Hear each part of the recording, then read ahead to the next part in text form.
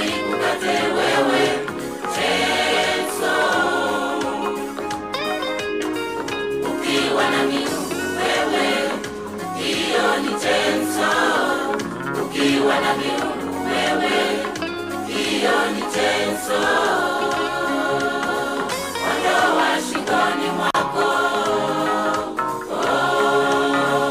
mkubali Yesu, shetani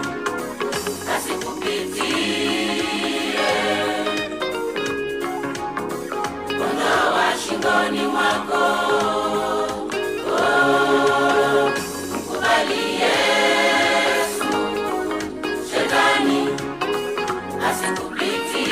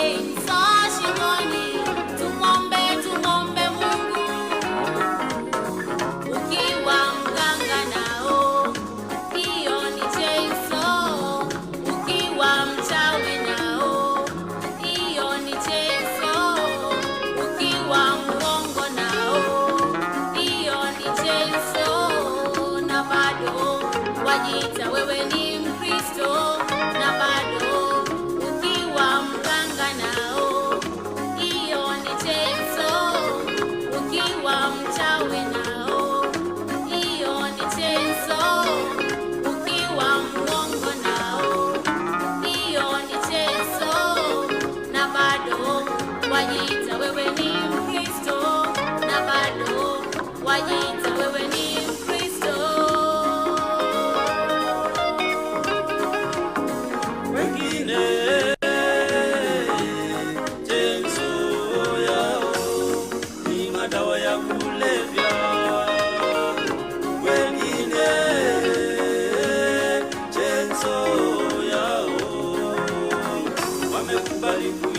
mtegoni mwa shetani,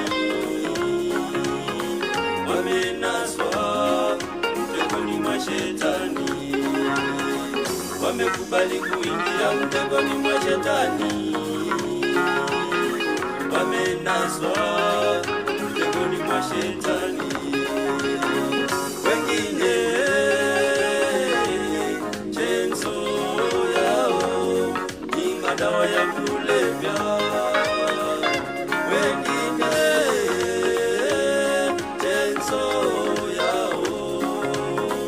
wamekubali kuingia mtegoni mwa shetani, wamenaswa mtegoni mwa shetani, wamekubali kuingia mtegoni mwa shetani, wamenaswa mtegoni mwa shetani. Kaa kwa Yesu, achana na mambo ya dunia. Kaa kwa Yesu, kaa kwa Yesu, achana na mambo ya ulimwengu. Kaa kwa Yesu, kaa kwa Yesu, achana na mambo ya dunia. Kaa kwa Yesu, kaa kwa Yesu, achana na mambo ya ulimwengu. Kaa kwa Yesu, kubali Yesu, shetani asikupitie.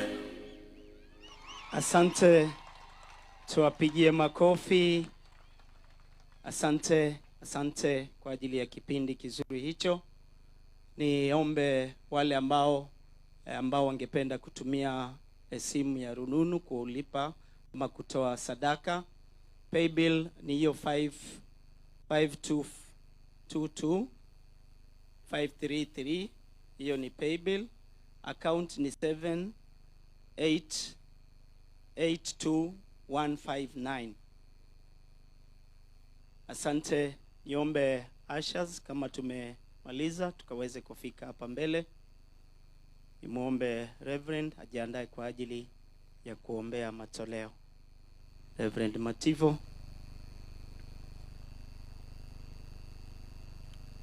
Ushers mahali tulipo. Anapofika Reverend, niombe tukaweze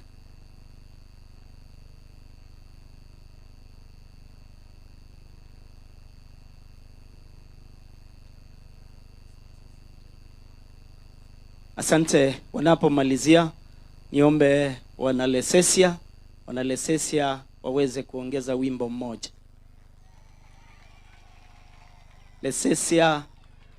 Lesesia, upato wenu uko juu sana.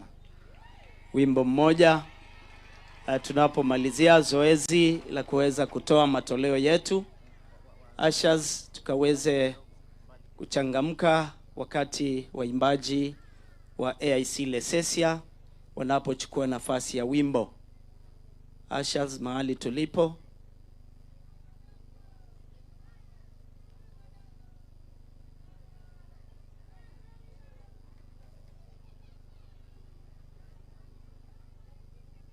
Wana Lesesia, Mungu awabariki sana. Unaendelea kubariki mioyo ya watumishi wake. Niombe turudi nyuma kidogo tu. Wana Lesesia, turudi nyuma kidogo. Hapo.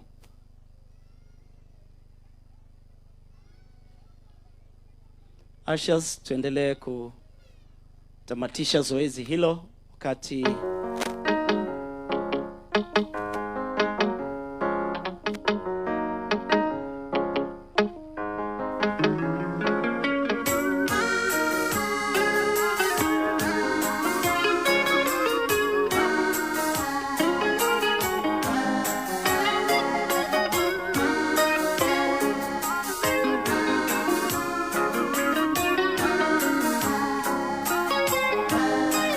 Wakristo tusitetereke, Wakristo tusitetereke. Hii ni mipango ya shetani ya kutuangusha, hii ni mipango ya shetani ya kutuangusha. Anatumia njia nyingi, anatumia mbinu nyingi, anatumia njia nyingi, anatumia mbinu nyingi. Wakristo tusitetereke, Wakristo tusitetereke. Hii ni mipango ya shetani ya kutuangusha, hii ni mipango ya shetani ya kutuangusha.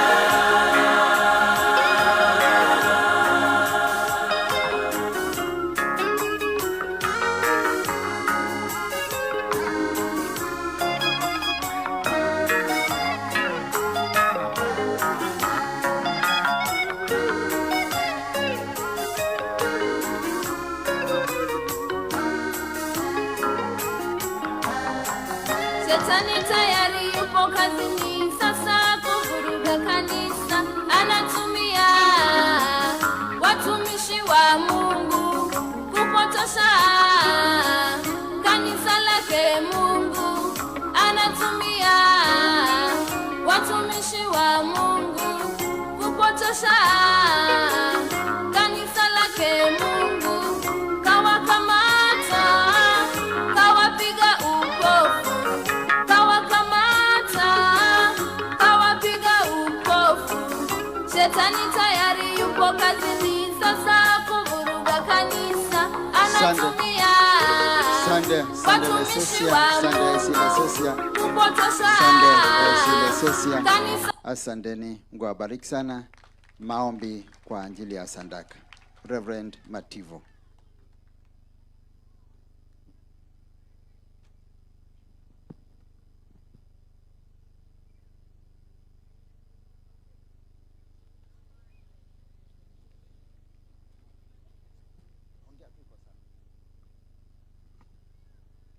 Kanisa, tuombeni pamoja. Baba yetu uliye juu mbinguni, Mungu uliye pamoja nasi, wewe uliye Emanueli, wakati mwema huu ambao Bwana umetupa kuja mbele zako, tukiwa nazo shukurani nyingi na furaha kuu, kwa sababu hatuna Mungu kama wewe, ambaye umetawala mbinguni na hata duniani. Wewe uliyetuumba na sura yako na mfano wako, na kutuweka wakati kama huu, ili Mungu tudhihirishe kwamba wewe ni Mungu na hakuna mwingine kama wewe. Umetubariki na uzima, umetubariki na afya, umetubariki na amani, umetuzungushia ua wako wa ulinzi wa ajabu. Na ndio sababu tunapokuja mbele zako tunakuwa na furaha ndani ya mioyo yetu, na matendo yetu yanadhihirisha hivyo. Ndio wakati mwema Bwana, tunakushukuru kwa ajili ya shukurani za matoleo ambao tumeyatoa kwa hiari. Na tunaomba Mungu wa baraka, milango yako ambao unanena na hakuna mwingine wa kufunga, yaendelea na kunena mema juu ya maisha yetu. Waliotumika kwa njia ya kutoa, naomba Mungu wa amani na Mungu wa kupanua mipaka, ukapata kupanua kwa ajili ya wajoli wako hawa ambao wamehusika kwa kudhihirisha hili. Basi Mungu, tunakabidhi matoleo haya kwako mikononi kwa imani katika jina la Yesu, ukapata kuyatakasa, yakafanye kazi ya ajabu na kuleta roho mbele zako, zikiwa zimekombolewa, zikiwa zimeponywa, zikiwa na ufahamu kwamba Yesu ni Bwana. Basi Mungu wa Israeli na Mungu wetu, tunakushukuru na kusema asante. Tukiomba pia ni kwa ajili ya amani tulio nayo. Bwana, uendelee na kunena tena na tena kwa ajili ya wana wako. Bariki nchi yetu, bariki viongozi wetu, bariki kila utawala ambao Mungu umetupatia, ili tujue kwamba kila mamlaka nao toka kwako yanastahili heshima. Basi Bwana, tunaponyenyekea, wewe uinuliwe ndani ya maisha yetu. Na ni kwa jina la Yesu Kristo, Bwana na Mwokozi, tumeomba. Amen. Amen. Asante sana, asante sana. Naomba utoe tangazo ambao ulikuwa nalo. Bwana Yesu asifiwe. Kwa majina naitwa Reverend Philip Mativo. Ninatoa tangazo hili kwa wote. Tarehe 20 mwezi wa 9 tutakuwa na ufunguzi wa kanisa letu la AIC Mandakini. Tutafanya dedication. Kwa hivyo ninawaalika nyote tufurahia pale. Tutakuwa na viongozi wetu wa juu wa area na kupanda juu. Kwa hivyo ninawaalika nyote ambao mtapata nafasi, tushirikiane pamoja. Karibuni. Asante sana. Naomba mchungaji Judy asonge mbele kwa special prayers ama maombi maalum, na sababu ya muda nitaomba tu wale ambao wako na shukrani mbele za Mwenyezi Mungu tukaweza kuonyesha kwa ishara ya kuinua mkono. Wale wako na shukrani mbele ya Mungu, asante. Wale wote ambao wako na mahitaji ama hitaji ambao uko nalo moyoni, tunaomba kwa ishara ya mkono ukaweze tukuinua mkono, uambie Mungu, nikumbuke wewe mwenyewe, hitaje pale ndani kwa ndani. Mchungaji Judy, naomba tafadhali upeane hizo shukrani na mahitaji mbele zake Mwenyezi Mungu. Tuombeni pamoja.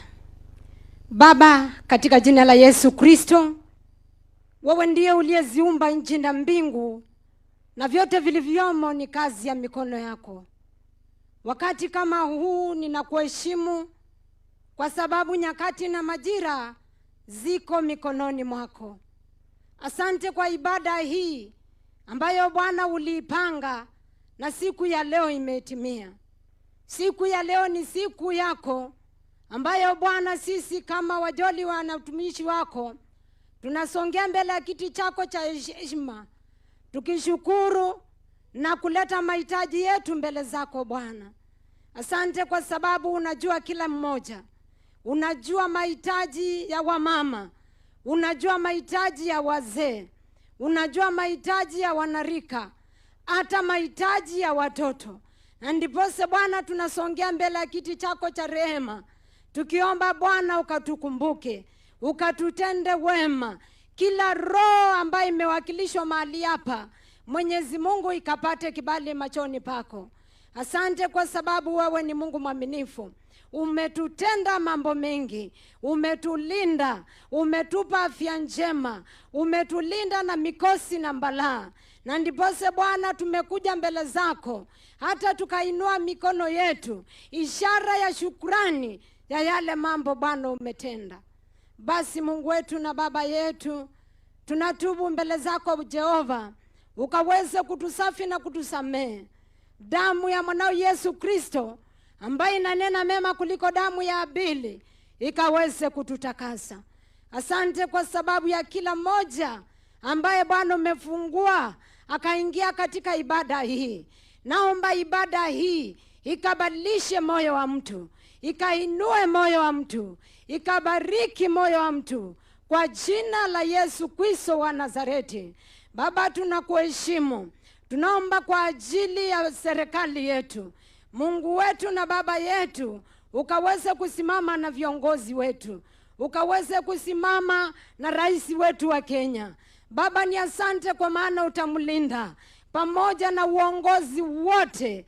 Ulinzi wako ukaambatane pamoja na wao, ukawapatie mioyo mikubwa kwa ajili ya kuwatumikia wananchi. Baba, wewe ni mwaminifu, wewe haushindwi, utabakia kuwa Mungu hata kama nyakati na majira zitageuka. Baba, ni asante kwa sababu wewe ni mwaminifu. Siku ya kesho watoto wetu wataanza kufungua shule. Tunaitisha neema, tunaitisha amani kwa wale watakao usafiri. Bwana ukawalinde.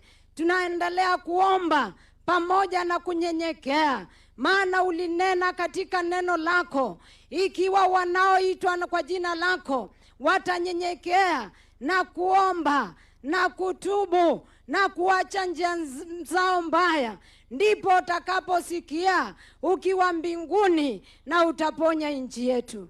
Baba, tunaomba katika jina la Yesu, mambo ambayo tumeyashuhudia katika mashule, Mungu wetu na Baba yetu, yasitokee tena. Simamia watoto wetu Jehova, ishie milele wakapate kibali.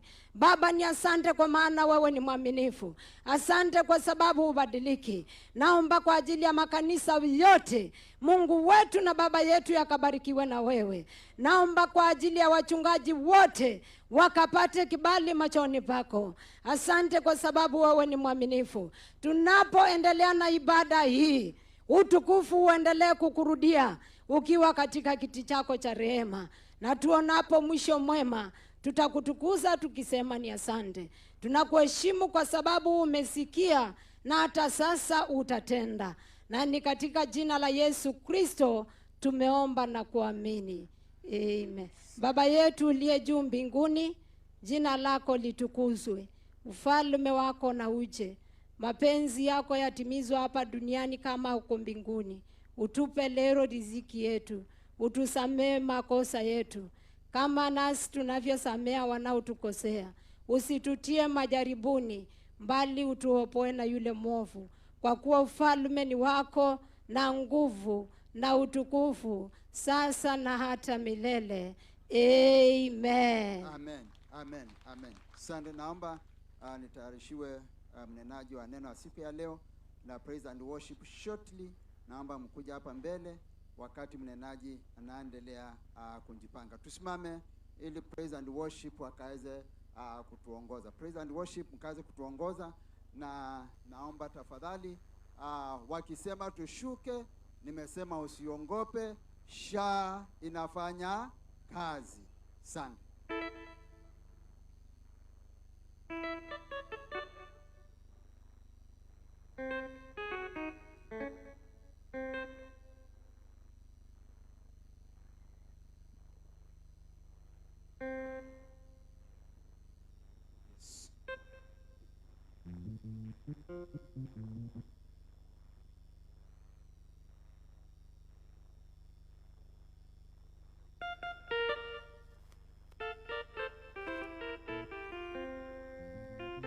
Bwana Yesu asifiwe.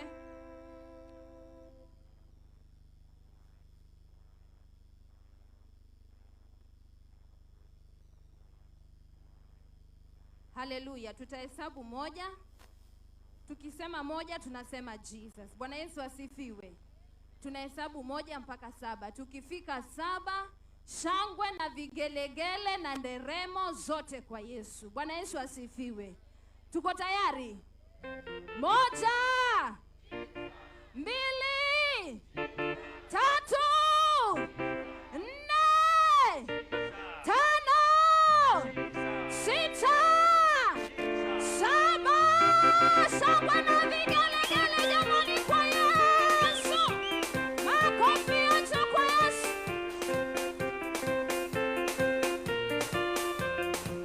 Kongo Jehova,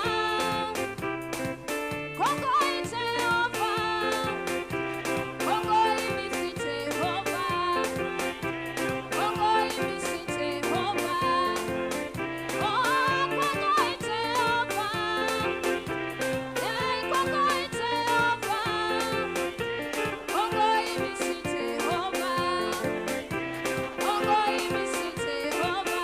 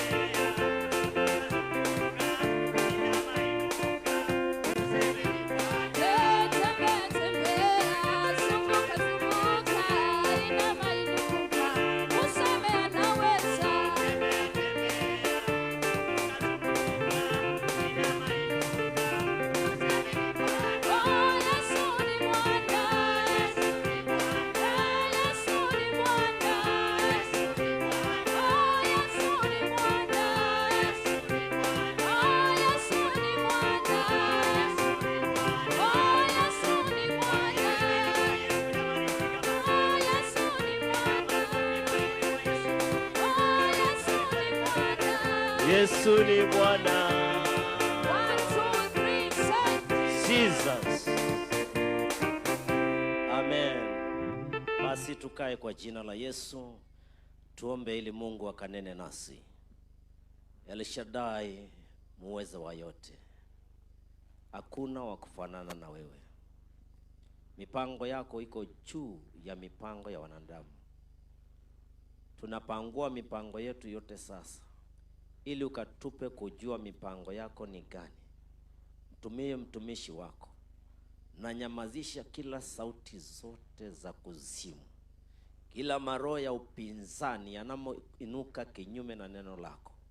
Ninatiisha kila network zote. Bwana, tukasikie kutoka mbingu. Bwana, ukajidhihirishe kwetu siku ya leo. Bwana, ukamtumie mtumishi wako kwa utukufu wa jina lako. Kwa jina la Baba, la Mwana na Roho Mtakatifu. Amen. Tumpigie Yesu makofi mazuri. Bwana Yesu asifiwe. Nione kwa mikono sote pamoja. Asante, asante, asante. Jina langu ninaitwa Reverend Stefano Nzoka. Nimeokoka, napenda Yesu. Mimi ni mume wa mke mmoja na tumejaliwa watoto 3.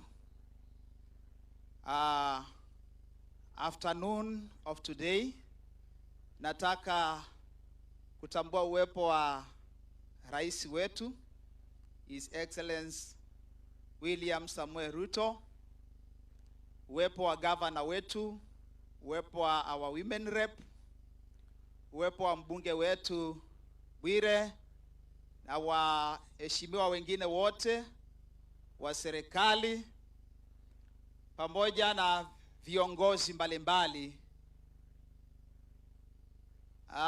Kanisa la Mungu ambalo liko mahali hapa na wachungaji, naomba niwasalimie. Hamjambo? Salimia jirani yako, mwambie Yesu ni mwema.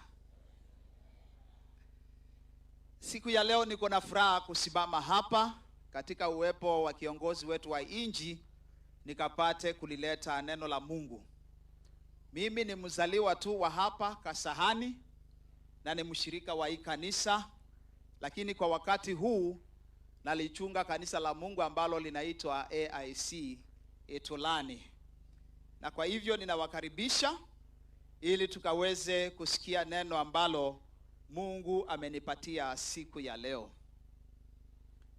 Siku ya leo tutaangalia neno kutoka katika kitabu cha Yeremia.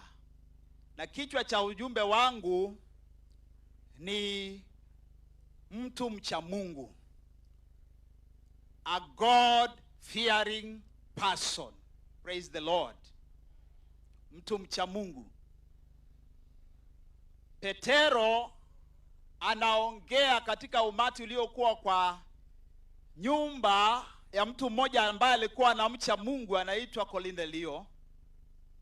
Na katika kitabu ya Matendo ya Mitume 10 mstari wa 35, baada ya kupeana mahubiri yake mengi na Roho wa Mungu kushuka mahali pale, anasema ya kwamba bali mtu amchaye Mungu na kutenda haki ukubaliwa na yeye. Bwana Yesu asifiwe. Kwa hivyo anatambua ya kwamba this person who fear God, God accepts this person. Na kwa hivyo wapendwa, wakati ambao tunaishi, nyakati ambazo hofu ya Mungu imeondoka, watu wameacha kumcha Mungu. Nataka kuleta ujumbe kutoka katika kitabu hiki cha Nehemia.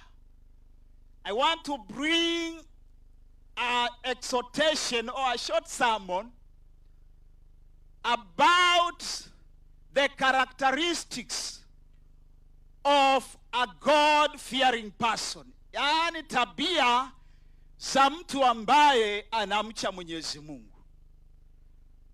Na tunaona mtumishi wa Mungu Nehemia ambaye alikuwa tu sio mtu aliyezaliwa kwa familia ambayo ni ya wachungaji ama ya mapriest. Mtu ambaye alikuwa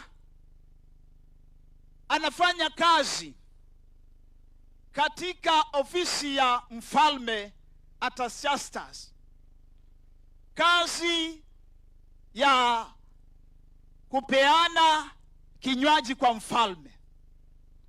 Huyu mtu ambaye alikuwa ni highly trustworthy person, aliaminika sana, ndio akapewa hiyo kazi. Maana this is a very sensitive service and at the same time position. A person could be given a position and a service of serving the king. actually ingekuwa rahisi mtu huyu kutumika kumfanyia mfalme mabaya. Kwa hivyo alichukuliwa mtu ambaye anaweza kuaminika kabisa, ako na rekodi nzuri, na akawekwa pale, na Nehemia alionekana akiwa mtu huyo. Na wakati anaendelea na hiyo kazi, Biblia inasema ya kwamba kukaja kijana anaitwa Hanani, na Nehemia akamuuliza habari za kule ametoka, maana mtu ana mahali pake. Na basi kijana huyo akamwambia, kule nyumbani Yerusalemu hali ni mbaya sana, mambo sio mazuri, maana ukuta wa Yerusalemu tayari umeanguka na malango yake yamechomwa na moto. Na kwa sababu watu walikuwa wamerudi kutoka katika utumwa na wako pale, akamwambia ya kwamba wako katika hali ya shutuma na ya aibu. Na kwa hivyo jambo hilo likawa mzigo ndani ya moyo wa Nehemia. Bwana Yesu asifiwe. Siku ya leo sijui hali zikoje za maisha yetu,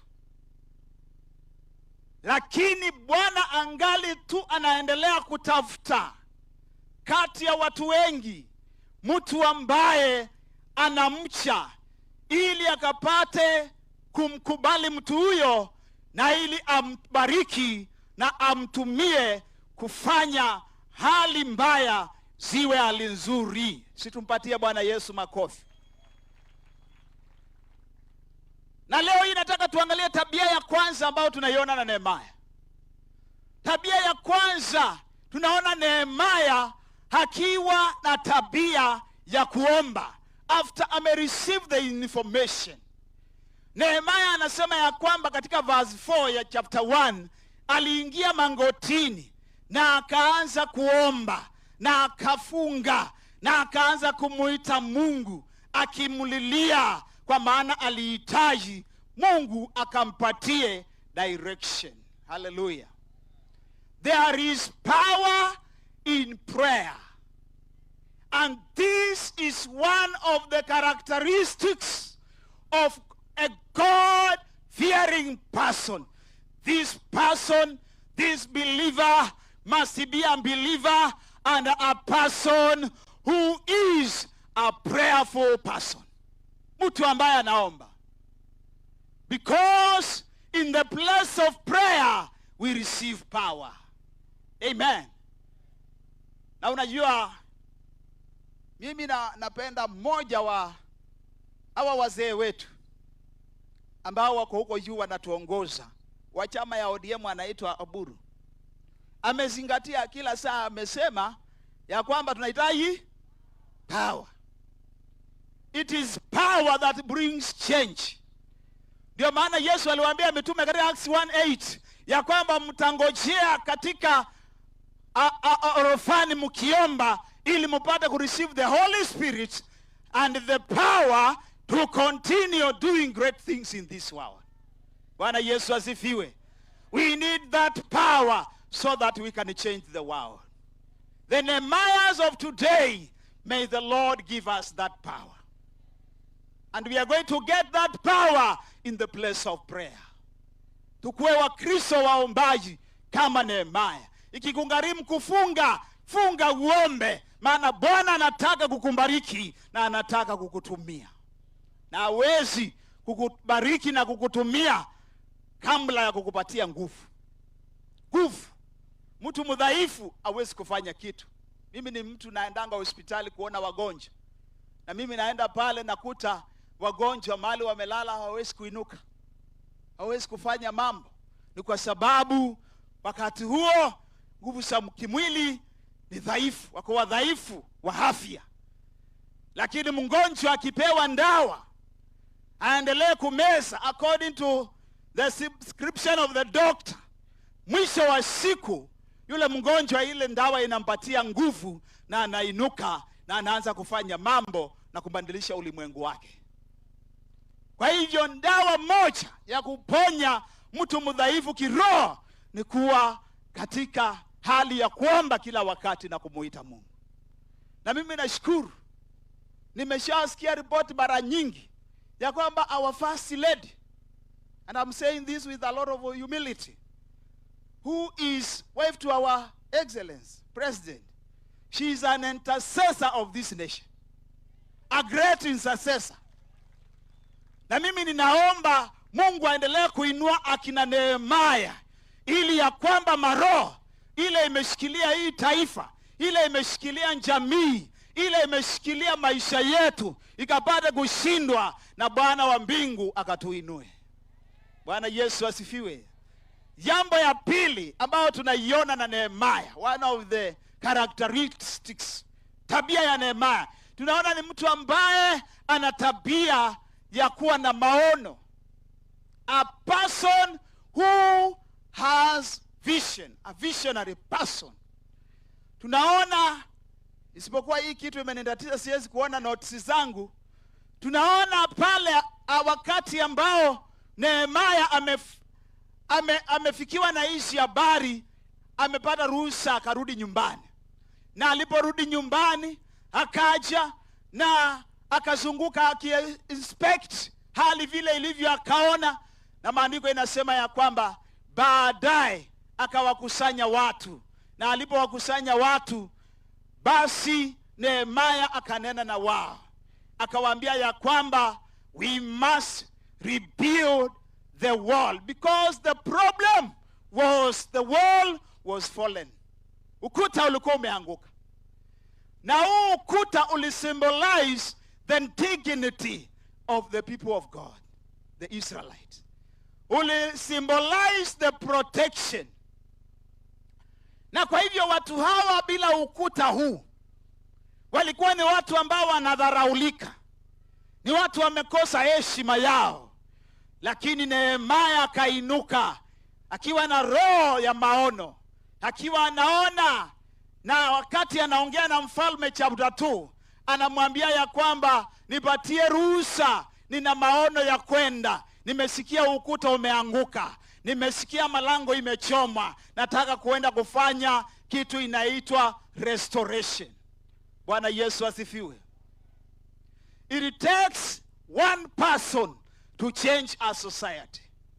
Inachukua mtu mmoja mwenye maono ili ya kwamba eneo libadilike. Ninaomba huyo mtu awe mimi na awe wewe. Bwana akatutumie, Bwana akatuinue ili tuwe sababu ya society kubadilika. Hakuna mtu mwingine ambaye Bwana atatumia, ni mimi na wewe. Praise the Lord. Na mimi nashukuru Bwana ametuinulia katika hii taifa our president. Ninajua kwa imani ile maono ya Kenya kubadilika iwe kama Singapore, iende kwa ile fast wow. Ninajua tunafika mahali pale, maana tunaomba na president wetu wako na maono. Bwana Yesu asifiwe. Hallelujah. Hata sisi tunaweza kubadilisha kwetu. Mtu ambaye ana maono ya watoto wake anaweza kuwapeleka mahali ambapo yeye hakufika. Ask your neighbor, what vision do you have for your family? Maono kwa ajili ya familia zetu, maono kwa ajili ya kazi ya Mungu, Bwana akaachilie kwetu ili tukaende mahali hatujawahi kufika. Na jambo ya tatu tunaiona na Nehemia is that a God-fearing person is a person who takes the responsibility. Nehemia wakati amereceive this information, hajaanza kucomplain. Nehemia ametake responsibility, amechukua jukumu na akakusanya watu na akawa encourage. Mtaenda kusoma kwa sababu nini yangu haiwezi kuona kwa ajili ya jua. Akawaambia kina mama na wazee na watoto, akawaambia ya kwamba jitieni nguvu, akawa encourage. Akawaambia ya kwamba tukaweze kujenga ukuta wa Yerusalemu. Na watu wote wakiwa mobilized na Nehemia, basi wakajitia nguvu kwa ajili ya kuitenda ile kazi njema ya kurengesha kile ambacho kilikuwa akiko kwa maisha yao. Bwana Yesu asifiwe. Mbia jirani yako, take responsibility. Stop complaining. Hii dunia haitaki complainers. Wakati nilikuwa nafanya course ya Foundation of Leadership, tulisoma kitu inaitwa facets of leadership, or what involves leadership. Na mojawapo ya hizo vitu ilikuwa inasema ya kwamba leadership, good leaders, they take responsibility while others making excuses. Wanachukua jukumu, wanasema natakiwa kufanya hivi, wengine wakilalamika. May the Lord raise Nehemiahs of this season who are going to take responsibility and do what they are supposed to do. Wacha kulalamikia mzee wako. Fanya ile yako kama mke wa boma. Na wewe mzee, play your role. Na sisi watoto, let us do what we are supposed to do. And by so doing, tutainua jamii ambayo inamcha Mungu. A family that fear God. Tutainua society, tutainua taifa na dunia ambayo inamcha Mungu. Praise the Lord. Wewe mzazi, unatekeleza jukumu yako ya kulea. Kwa sababu the big problem that we are having sasa ni wazazi kutokuwa responsible kwa malezi ya watoto wao. Tumeachilia jamii. Watoto wanaweza kutukana anybody, wanaweza kuongea anything, lakini sisi tuna jukumu ya kupeana direction. Praise the Lord. Na jambo ya 4, nikimalizia na la 5, jambo la 4 is that a God-fearing person is a person who perseveres through opposition. Ukisoma chapter 4, utaona kumeinuka watu wanaitwa kina Sanabalati na kina Tobaya. Wakaanza maneno, wanaonanga hakuna kitu inawezekana. Nothing is can happen. Na wajamaa wakaanza kuongea wakisema hata hii kitu mnafanya hakuna chochote inawezekana kufanyika. Ikipanda mbweha ukuta itaanguka. Yani watu wako discourage na kudisappoint. I pray that God is not going to give you such kind of people. Bwana akatupatie watu wa kututia moyo. Mzee ambaye anaweza kukuencourage wakati uko chini. Mke ambaye anaweza kukuencourage. Mwalimu, kiongozi anaweza kukuambia ya kwamba pamoja na kuwa kuna shutuma, pamoja na kuwa kuna aibu, lakini tutatoka. Praise the Lord. Leaders like Martin Luther Jr. ambaye alisema ya kwamba if you cannot run, walk. If you cannot walk, crawl. But make sure that you are moving. Hauko mahali ulikuwa jana, umetoka. Bwana atusaidie. Ninajua tuko na opposition nyingi, hata mimi mchungaji niko nazo. Kuna watu wananipinga. Lakini tukiwa na Mungu, hata shetani mwenyewe hata tuweza. Kama alioposi Yesu na Yesu akamshinda, sisi tulio ndani ya Yesu atatupatia kumshinda. Kwa hiyo ninaomba Bwana atusaidie. Tushinde kama Nehemiah. Na jambo ya mwisho utaipata, I wish kama kungekuwa na ijua, that this God-fearing person completes what God has entrusted to them. Huwa anakamilisha kile Bwana amemwaminia kufanya. Biblia inasema na Nehemiah akakamilisha ujenzi wa ukuta wa Yerusalem na akarengesha gate zake siku ya 52. Iko hapo kwa Biblia yako. Nehemiah akaccomplish the mission. And ndio maana Paulo anaongea katika Philippians chapter 1 verse 6. Anasema I am convinced, nimeshawishika ya kwamba Bwana alianzisha kazi njema ndani yenu ataikamilisha. Anawaambia wapendwa wa kanisa hili. Na mimi nimekuja niwaambie kama Nehemia wa siku hizi, Bwana atusaidie tumalizie kazi. Ninaomba hiyo roho ya mauti isikupate kabla hujamaliza kazi yako. Daudi alisema sitakufa bali nitaishi ili ya kwamba nishuhudie maajabu ya Mungu. And I pray today that the spirit of Nehemiah is going to locate us so that we can finish the task. Na mimi sijui tunaweza tukao wengine tuko 2 term, wengine tuko 1 term, lakini mimi ninaombea wale walianza kazi. President wetu akiweko, because he is my president, I'm praying that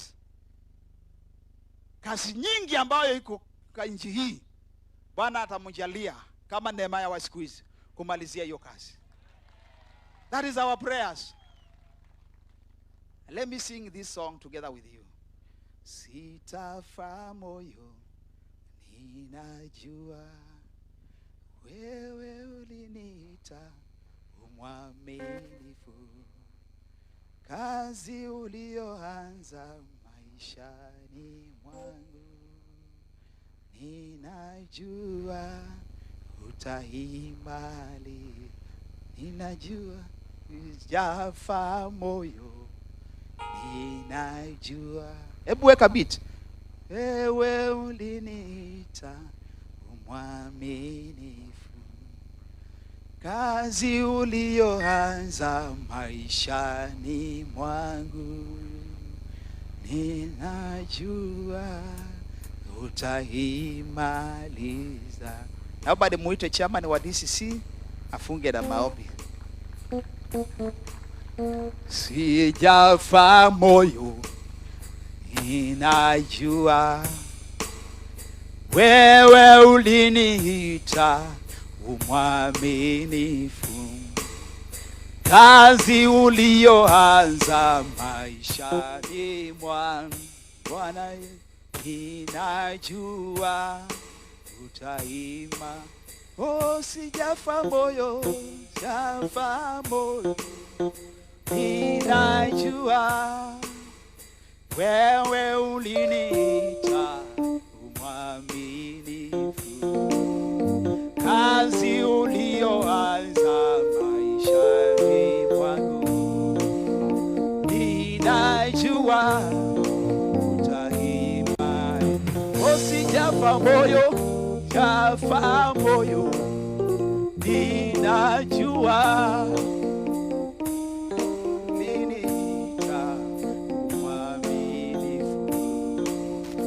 kazi ulioanza maishani mwangu ninajua utaimaliza. Basi ninashukuru kwa ajili ya neno.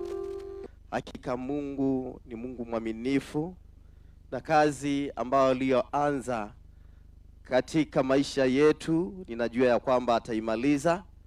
Kwa hivyo ninataka tu tukushukuru kwa sababu ya ujumbe huo, tukiamini kana kwamba Mungu tunapomtumikia na tunapomuishia kwamba atazidi kuwa mwaminifu kwetu.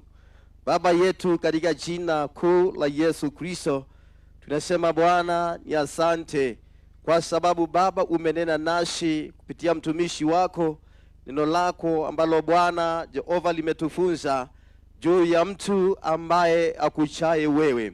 Ninakushukuru kwa maana Baba yetu utaenda kuachilia Roho Mtakatifu akainua watu ambao walio na moyo wa kukutii na kukuheshimu katika jina la Yesu Kristo wa Nazareti. Ni asante Bwana kwa sababu ya mtumishi wako Mungu ambaye Bwana mfalme umemtumia kuleta ujumbe huu. Ninaomba Bwana ukaweze kumbariki. Bwana wa majeshi, ibariki nchi yetu. Kainua tumishi wako Bwana Jehova Nishi, ambao Bwana mfalme wanaokucha Mungu wa mbingu na nchi. Ni asante kwa sababu Bwana utazidi kudhihirisha, kwa sababu hata ya viongozi wetu ambao Bwana umetupa Mungu kuwa na katika ibada nao siku ya leo. Enda ukazidi kuwainua Mfalme, ili Bwana Jehova Nisi wakapate kuinua nchi yetu, na hata Bwana maono walio nayo Jehova, tazama Bwana ukawasaidie kuikamilisha katika jina la Yesu, kama vile tulivyosikia habari za Nehemia. Ni asante Mungu kwa sababu wewe ni mwaminifu, maana Bwana hakika Mungu tazidi kuinua na kutusaidia hata manyumbani, vijijini, katika kaunti yetu. Bwana inua Nehemia ambao watakao kuwa Jehova na hofu yako, watakaoweza Jehova kutembea katika njia zako, ili Bwana Mfalme taifa letu likapate kupona katika jina la Yesu Kristo. Baba tumeomba na kuamini. Amen. Amen. Asante sana, makofi mazuri. Asante, asante. Makofi ya Bwana aliye mbinguni tunayapigia hapa juu. Asante sana.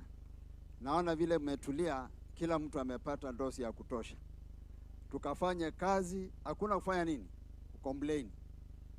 Na power tuko nayo, ambao tunatoa kwa Mwenyezi Mungu kupitia kwa maombi. Niko na tangazo moja ambayo imetoka kwa AIC Lesesia ya kwamba wako kwa YouTube channel AIC Ishara Choir Lesesia. View, subscribe and like, ili tukaweze kuwa support kwa ile kazi nzuri ambao wanafanya. Naomba niwajulishe mimi ni nani, sababu tuliingia kwa ibada na tunaelekea kilele, na tunaelekea mahali pazuri pia pa baraka. Mtumishi wa Mungu, God bless you so much. Pia huyo ni mwanafunzi wangu na nilimfundisha akamaliza form 4 vizuri, na umesikia hiyo Kiingereza na promotion ni ya mwalimu ambao ako competent katika nchi yetu tukufu ya Kenya. Mimi naitwa Leonard Bithi. Mimi ni mwalimu, Deputy Principal Mandakini Secondary School. Nimekuwa Timbila High School kwa miaka 17. Na upande wa kanisa, wachungaji Nicola hawajanipatia, lakini nimesimamia Kenya Students Christian Fellowship, ambayo imesimamia Christian Union zetu hapa Kenya katika mashule yetu, na nimesimamia kitengo ya Coast Region yote na Eastern yote, what used to be Eastern Province and Coast Province. Sasa huyo ni Archbishop. Bwana Yesu asifiwe. So naomba wachungaji, mkienda kununua kola, mnitafutie moja pia. Asante. Na najua wamesikia, na rais pia amesikia. Na ile kazi tunafanya kwa watoto wetu si kazi rahisi. Tunahitaji power. Bwana Yesu asifiwe. Power ya mbinguni na pia hapa duniani, tusisahaulike, tunahitaji power pia, ili kazi ikaweze kufanya nini? Kusonga. Hapa AIC Makutano kuna kazi kubwa ambayo inafanyika. Mheshimiwa Rais, tukiongozwa na mbunge wetu na gavana wetu, kuna kazi kubwa ambayo tumeweza kufanya hapa katika AIC Makutano. Tuko na mradi wa watoto ambao wamekuwa sponsored 376. Na watoto tunachukua wakiwa miaka 5 ama akiwa kutoka kwa tumbo ya mamake, that is 0 years. Na tunatembea na ule mtoto pamoja na mzazi wake caregiver up to 22 years, wakati amemaliza university ama amepitia TVET, ama pia tumemfanya anaweza kujisimamia kwa msaada kwake na kwa wengine. Lakini changamoto waziko, tuko na borehole hapa ambao tuna supply maji katika kijiji, lakini wale tumeweza kupatia maji ni watu 30 peke yake.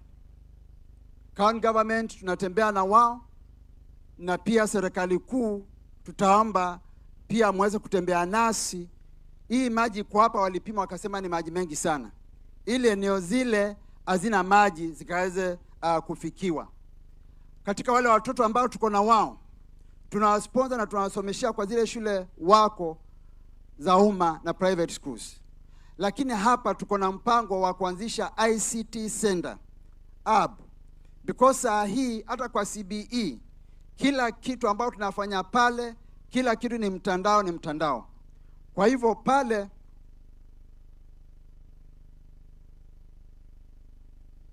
asante, kwa mtandao hiyo ndio kila kitu inatumika. Kwa hivyo hiyo misaada huwa ni muhimu tukiweza kupata. Nikimalizia, ili nialike Pastor Mombasa asalimiane.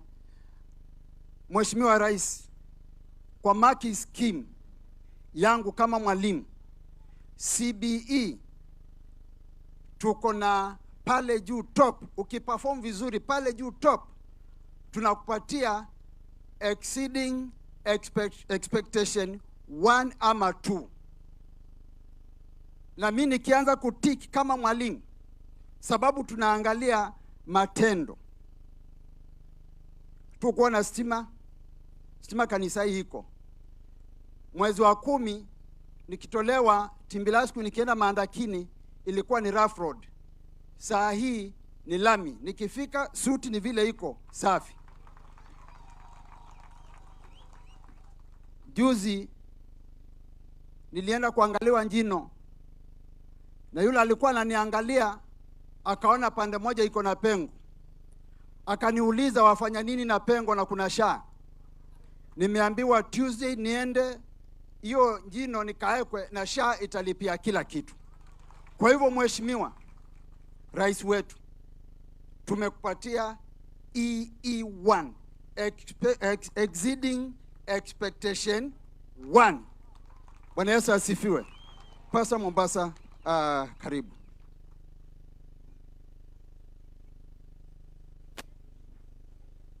Tumpigie mwalimu makofi mazuri. Sijui niongee nikiwa hapa tu, nikipanda juu nitaangalia hivi. So heri nikae hapa nikiangalia kila mmoja. Wale mko nyuma yangu mtanisamee, mtaamini vile nasema. Mimi naitwa Pastor Jeremia wa Mombasa na Raeli. Niko na mke mmoja wa kike ambaye ndiye Pastor Judy, pastor in charge wa hii kanisa. Na niko na watoto. Mimi ni baba wa mapacha. Hapa nimesimama mbele yenu ninashindwa vile. Mimi ni muongeaji sana. Lakini leo nimeshika mdomo. Lakini nasema kwa Mungu asante. Bwire, kile kitu Mungu atakutendea, maana tunaenda mlimani. Wewe tuandikie karatasi kama hii. Utuambie Taveta unataka nini. Maana tayari Mungu anaenda kujibu.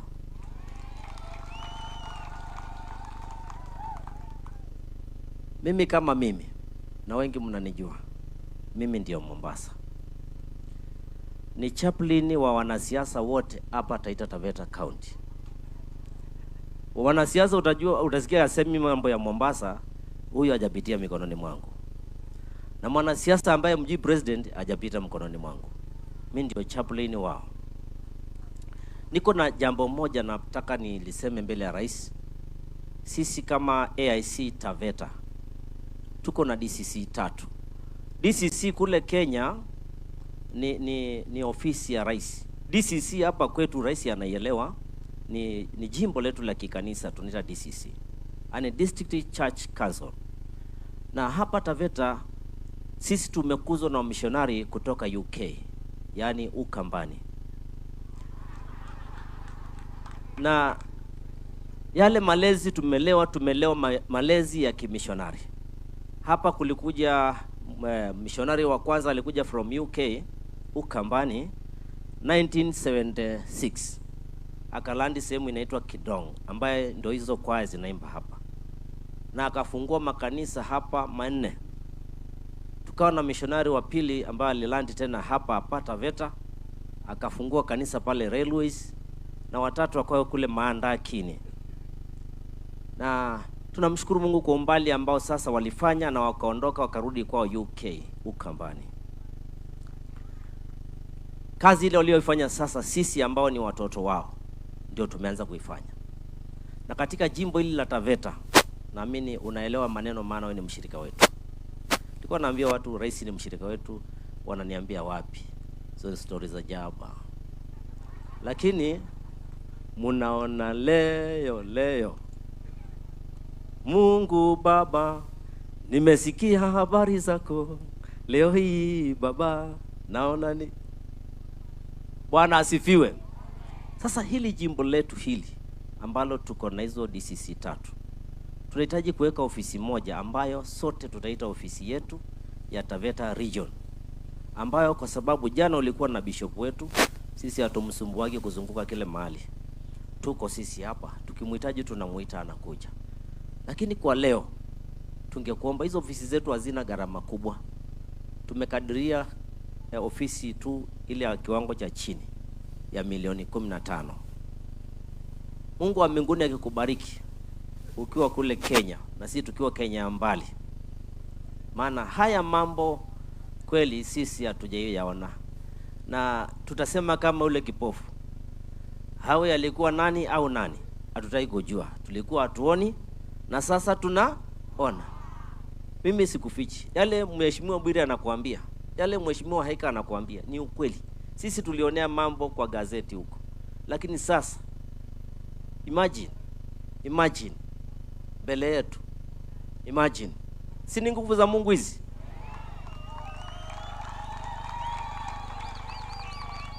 Kwa hivyo tukipata ofisi itakuwa ni vizuri. Na rais wetu, ni ruhusu niseme kitu bwana president. Kuna kitu inataka niseme kama vijana initoke. Oza. Nataka kusema initoke. Niseme initoke. Sisi tuna imani sana na mbunge wetu. Tuna imani sana na Madam Haika Miziki. Tuna imani na seneta wetu. Tuna imani hata na wakujaa. Tuna imani na wewe. Lakini kuna watu wanatutishia maisha. Tukihubiri huku tunaambiwa hapa si kwetu. Hii kanisa imejengwa mahali ambapo tunaambiwa si kwetu. Unakuta saa nyingine naomba lakini ninafungua macho, maana naweza nikaondolewa. Tuhakikishie usalama kupitia mbunge wetu kwamba tuko salama na atugusiki. Wacha niseme nitoke. Niseme nisiseme? Ni hayo tu mheshimiwa. Na mimi ni ule mzee unaambiwa, ule mzee wa huku kijijini anasema anakuja kuhubiri State House. Soon nakuja State House. Asante sana, makofi kwa Pastor Mombasa. Asante sana. God bless you so much. Naomba kumwalika wakili wetu Bwire, mheshimiwa MP wetu, rafiki yangu wa karibu sana, na kupitia urafiki wangu na mheshimiwa Bwire nimekuwa pia rafiki wa karibu wa rais wetu wa Kenya. Asante. Karibu sana.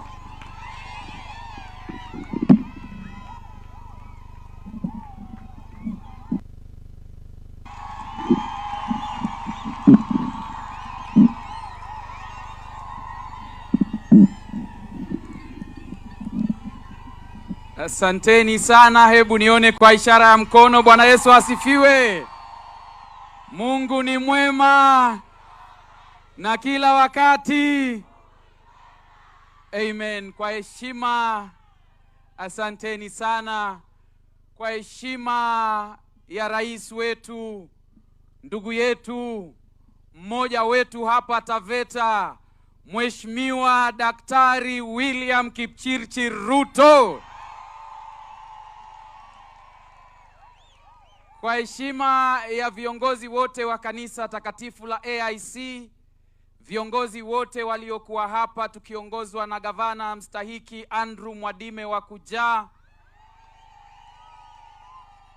waumini wote na wakazi wa Taveta, Bwana Yesu asifiwe. Yetu yatakuwa machache. Mheshimiwa Rais, niko na ruhusa chache ya kualika viongozi wenzangu. Lakini Rais, kabla sijaalika, wacha niseme mambo matatu peke yake.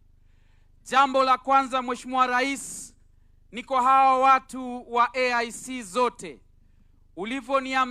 ulivyoniomba ukaniambia unatamani uabudu na kanisa lako la AIC, niliwapigia simu na wakaniambia tukuje. Ndugu zangu wa AIC na wale wote ambao mko hapa, Mathayo 10 mstari wa 11 inatuambia kwamba Yesu alituambia, enendeni mijini na popote mtakapofika mpokelewe, basi mtamke baraka. Watu wa AIC, Mwenyezi Mungu na awabariki. Mungu abariki na uzao wenyu. Watoto wenyu wawe vichwa na sio mkia. Amani ya Bwana ipitayo ufahamu wa kila binadamu iendelee kuwa nguzo katika boma zenu. Mheshimiwa Rais, jambo langu la pili, I listened to you very carefully wakati ulikuwa unapatia ushauri vijana. Na Mheshimiwa Rais, nikikunukuu, ulisema maneno haya: it is good to be single, it is better to be married, and it is best to have children. Your Excellency, today nimekuja na mke wangu, so niko kwa best.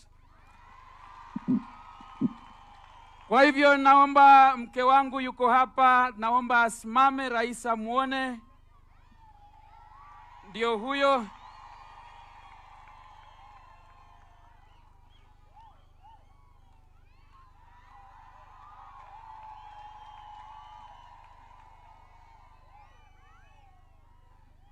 Asante pia Your Excellency, tumekuja na watoto wetu wawili wako mahali hapa, mmoja anaitwa Amani, mwingine anaitwa Nia. Watoke. Wako wapi?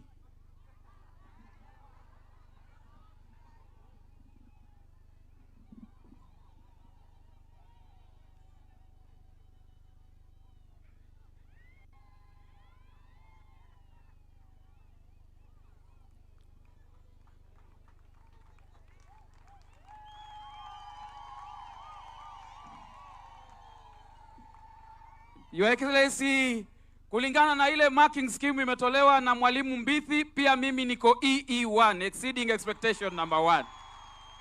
Kwa hivyo naomba muende mketi. Your Excellency, number 3, and with a lot of humility. Jana nilikuwa nasoma story moja na ninaomba kwa dakika moja niiseme. Mheshimiwa Rais, nilikuwa nasoma story moja ya mpiga picha. Huyu mpiga picha aliantengeneza picha moja nzuri, akapeleka kwa mji, akapeana ruhusa, akasema, kaambia watu, mtu yoyote yule ako na marekebisho kwa hii picha ambayo nimeitengeneza, basi aende aeke XXXX. Ilipofika jioni, Mheshimiwa Rais, huyu mchoraji alipokuja, akakuta picha yote imechorwa XXXX. Akaenda kwa rafiki yake, akamwambia, mimi naona nisichore picha tena kwa sababu wale watu ambao ninawachorea wameweka X yote na ni kama sijui kuchora. Rafiki yake akamwambia maneno haya: chora picha hiyo hiyo, iregeshe pale pale ulieka, lakini ipeleke na rangi na kalamu, na mwambie yule mtu yoyote yule ako na marekebisho, basi afute arekebishe. Wakaenda pale jioni, wakakuta ile picha iko vile vile.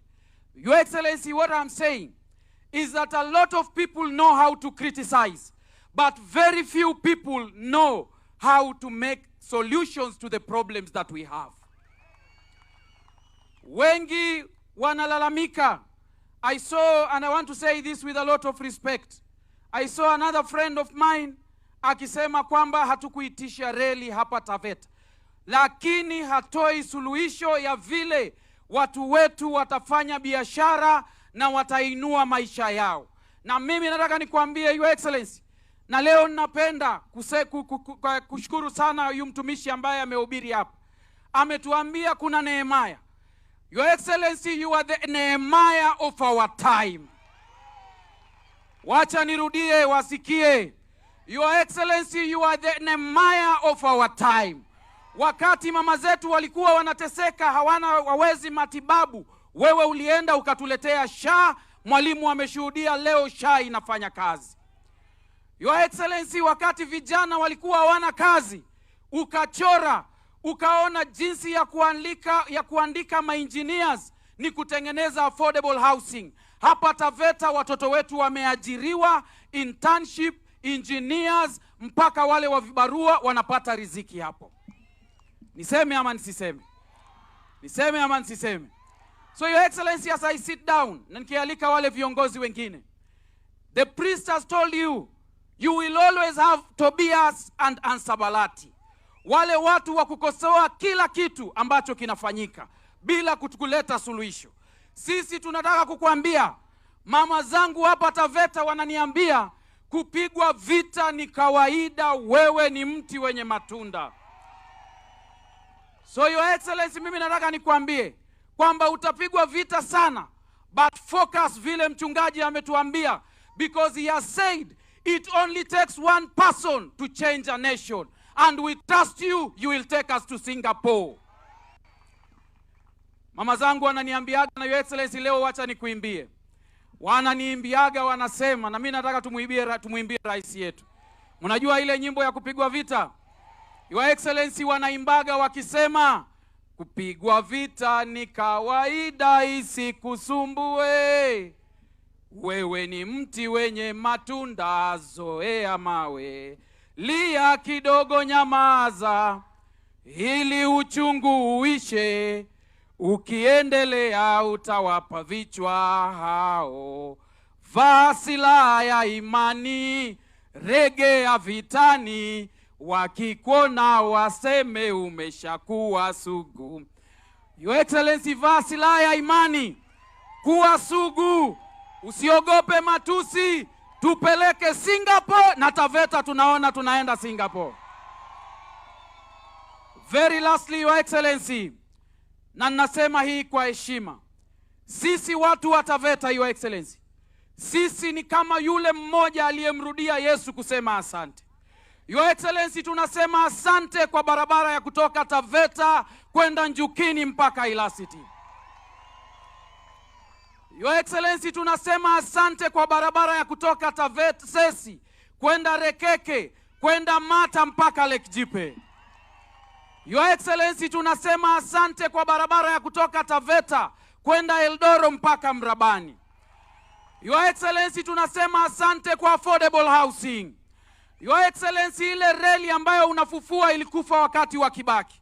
Kibaki hakuiona, Uhuru hakuiona, lakini wewe mtoto wa maskini uliiona, unatutengenezea reli yetu. Your Excellency, tunasema asante kwa hostels tunatengenezewa. Asante kwa soko ya Burandogo. Asante kwa soko inayokuja ya Njukini. Asante Your Excellency kwa shule ya Lesesia. Your Excellency, Mungu akubariki kwa ile kazi ambayo umefanya hapa Taveta. Your Excellency, mimi si mweaisi kama wewe, mimi ni Mkatoliki. Na Wakatoliki sisi tunasema, Bwana usije kwetu, lakini sema neno moja tu na roho yetu itapona. Your Excellency, I came to your house yesterday na nikakuelezea shida za hawa watu. Jambo la kwanza, Your Excellency, hawa watu wote ambao wako hapa wakiugua saa hizi, hospitali yao ni Tanzania, KMCMC ama Mombasa. Niseme ama nisiseme? Niseme ama nisiseme? Your Excellency, sema neno moja kuhusu hospitali ya Taveta na roho yetu itapona. Wangapi wanasema His Excellency atamke jambo? Mheshimiwa Rais, I also spoke to you. Kama kuna shamba inalisha Taveta, inalisha Pwani, inaenda mpaka Nairobi, saa zingine ni shamba ambaye inaitwa Mchungwani. Your Excellency, tunaomba hii shamba ya Mchungwani ututetee na roho yetu itapona. Your Excellency, aseme ama asiseme? Aseme ama asiseme? Lastly, Your Excellency, umesikia Pastor Mombasa akiongea kuhusu hapa mahali Basil Criticals alitupeleka kotini. Your Excellency, kuna judgment amepata pamoja na pale mahali ambao tunakaa hapa. Sisi Your Excellency tunaomba utusaidie. Hatuna baba mwingine kando na wewe. Taveta iliteseka Tana mpaka ukafika. Tulikuwa hatuna malami mpaka umefika. Sisi tunaomba Your Excellency hapa, na kuna ndugu zetu wa Jipe Multipurpose, tunaomba tuwaletee hawa watu uongee na wao ili tuweze kumaliza matatizo ya uskota hapa Taveta. Mimi sitakuwa na mengi zaidi ya hayo, wa viongozi wako wengi, kwa hivyo ninaomba kwa unyenyekevu wale wote ambao wanagombania kiti ya MCA leo mtaonyesha mkono tu juu tuwaone, either ni Taveta ama Taita ama popote pale. Naomba usimame uinue mkono juu. Ndio hao Your Excellency, hawa ni watu, ni jeshi yako ya UDA. Tuwapigie makofi. Wale viongozi wengine wanagombania hizi siasa zetu za chama cha UDA, unagombania farmers wapi? Hebu inukeni tuwaone. Hata chairperson, hao ni grassroots leaders wetu Your Excellency wamekuja. Wale viongozi wengine wanatamani hii kiti ya mbunge ya Bwire, hebu wasimame.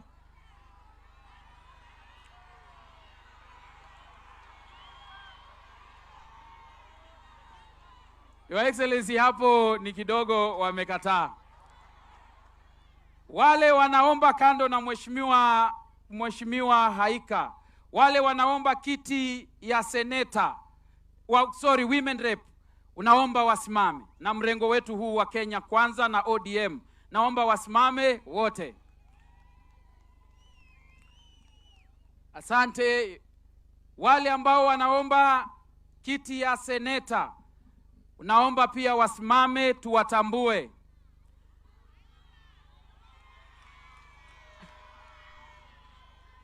Asante. Wale ambao wananyemelea kiti ya huyu mungwana anaitwa Andrew Mwadime wa Kujaa, naomba wasimame.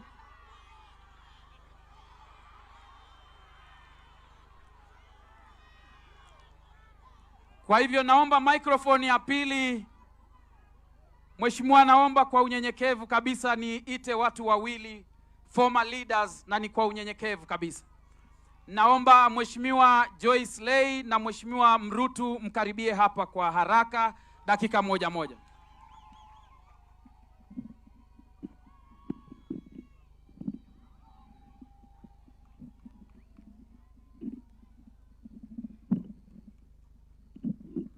Asante sana Mheshimiwa Bwire, Your Excellency the President, na pia viongozi wote, all protocol observed. Wananchi na wasalimia, Bwana Yesu wasifiwe. Sitakuwa mwingi wa maneno, ningetaka kurudia yale mtumishi wa Mungu ameongea. Amesema vizuri sana kuhusu mambo ya Nehemia. Na nikiongea hiyo ninaongea na kofia nyingine ambayo mimi ni National Chairperson wa The Believers Voice for Global Impact. Na ningetaka kuzungumza na watumishi wa Mungu na believers ambao ni waumini wa Yesu Kristo, ya kwamba sisi tumeamrishwa katika Timotheo wa kwanza chapter 2 kwamba tuombee wale ambao wako kwenye mamlaka, tusimame pamoja na wao ili kwamba nchi iweze kuwa na amani. Mtumishi ameongea kuhusu Nehemia na akasema ya kwamba aliona kuta zimebomoka, kuta za jamii ya Kenya zimebomoka, kuta za watoto wetu zimebomoka, kuta za pia makanisa imebomoka. Na kwa hivyo ni sisi waumini tuweze kuja pamoja, tusimame pamoja na nchi yetu ya Kenya ili kwamba maono ya rais yaweze kuendelea. Wakati Nehemia alikuwa anajenga na upande huu ameshikilia silaha, na silaha hizo ni waumini wa Yesu Kristo. Ninashangaa sana rais kwamba tulikuwa na mapastors wengi ambao wamesimama na hii serikali, na wakati umeingia wakaanza kusambaratika, wakaanza kupigana, na hapo ndio nchi yetu ikaleta matatizo. Turudi kwenye magoti, turudi kwenye maombi ili kwamba nchi ya Kenya ikaweze kuwa na amani. Asanteni sana, Mwenyezi Mungu awabariki.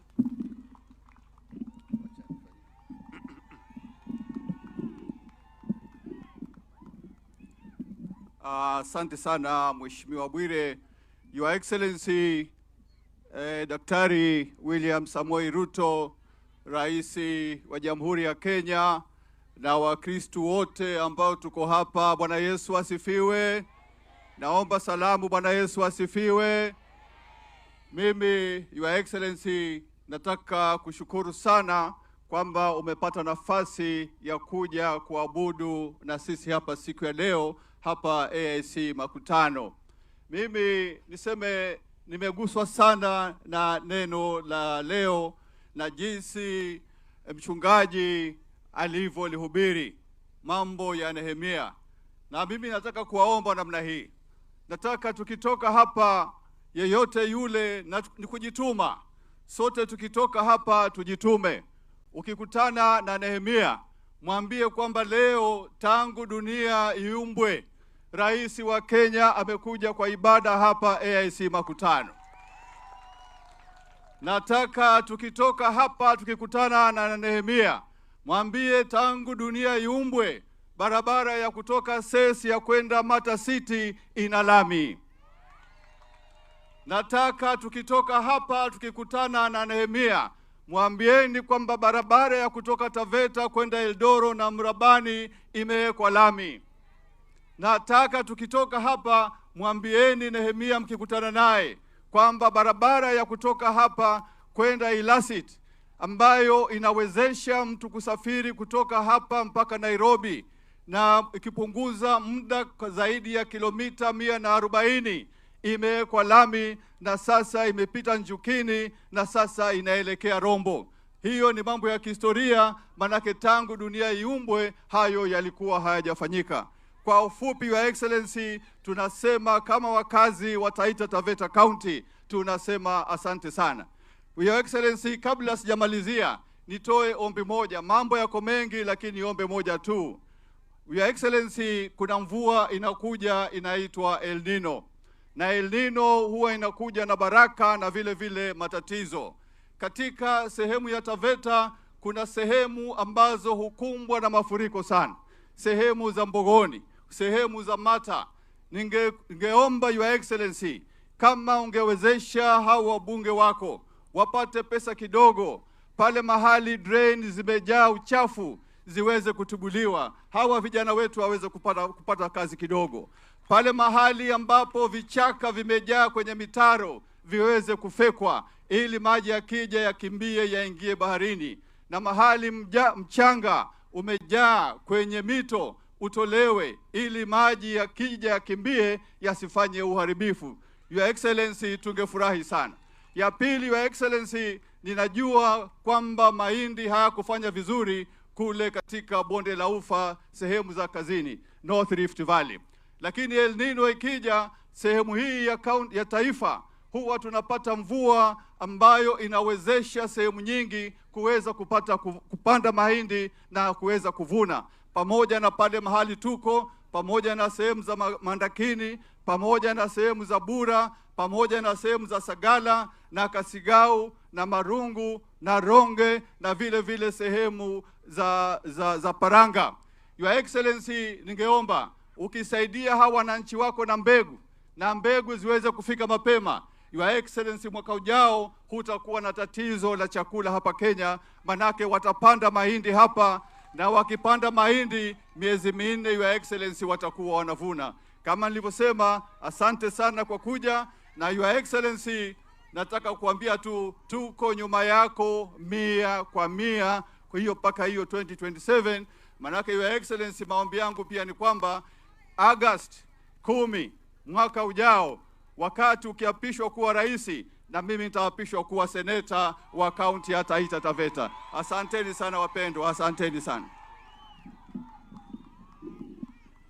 Tuendelee ama tusiendelee? Mheshimiwa Rais, kwa heshima yako ya kipekee, naomba Speaker wa County Assembly ya Taita Taveta aje na MCAs wote. Tumepatiwa request kwamba MCA wa maeneo haya ndio atapewa dakika 1 kuongea kwa niaba ya wananchi. Wisdom, tafadhali kuja na MCAs wako wote, wale wengine watajitambulisha alafu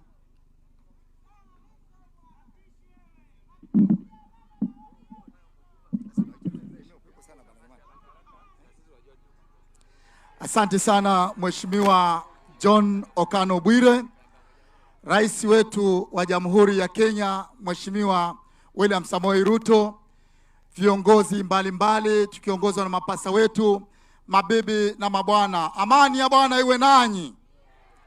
Amani ya Bwana iwe nanyi tena.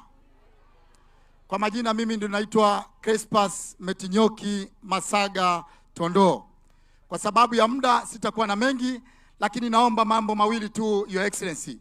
Mheshimiwa Rais, unajua ya kwamba wewe ni mmoja wetu sasa. Wewe ni wa kwetu. Na sasa hivi hapa ndipo panaitwa Sogoi tu. Sasa ninakuomba kwa unyenyekevu. Kuna kazi ambazo zinapatianaga katika nchi yetu ya Kenya. Na kuomba kwa unyenyekevu sana, hizi kazi za makadeti, kuna vijana wetu ambao wanasomaga, lakini kuzipata inakuwa kazi sana. Lakini kwa sababu leo wewe ni mmoja wetu, tunakuomba kwa unyenyekevu wakumbuke watu wa Taveta, ukijua wao pia wakati wapatana Sogoi 1, Sogoi 2 tuko hapa. Asanteni sana na Mungu atubariki.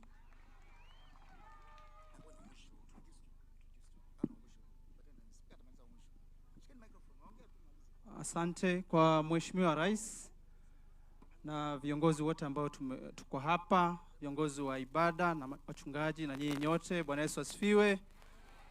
Mimi naitwa Isaac Matolo na mimi ndio MCA wa wodi hii.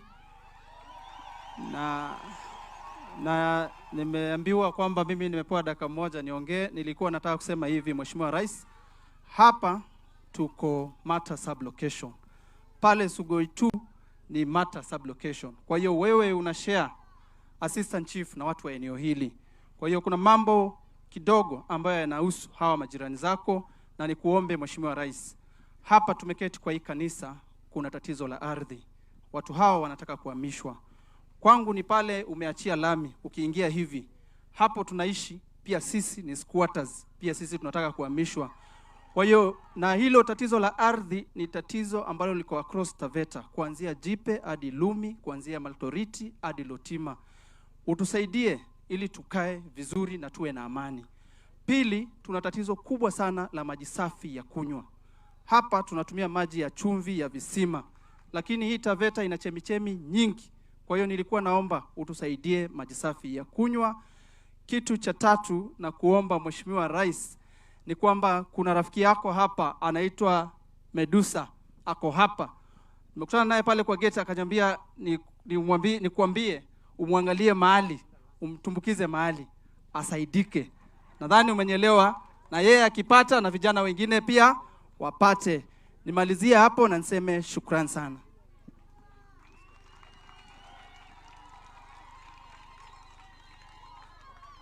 Your Excellency, the President of the Republic of Kenya,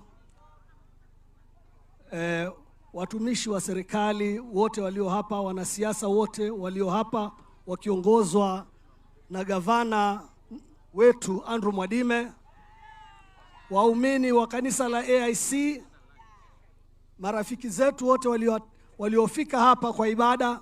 Bwana Yesu asifiwe. Bwana Yesu asifiwe tena. Sasa kwa sababu ya muda nitajulisha tu hawa MCAs, wakati mwingine watapata nafasi kwa sababu ya muda. Kwa hivyo nitaanza tu ningependa tu waseme jina, lakini usiongee. Sawa? Jina tu.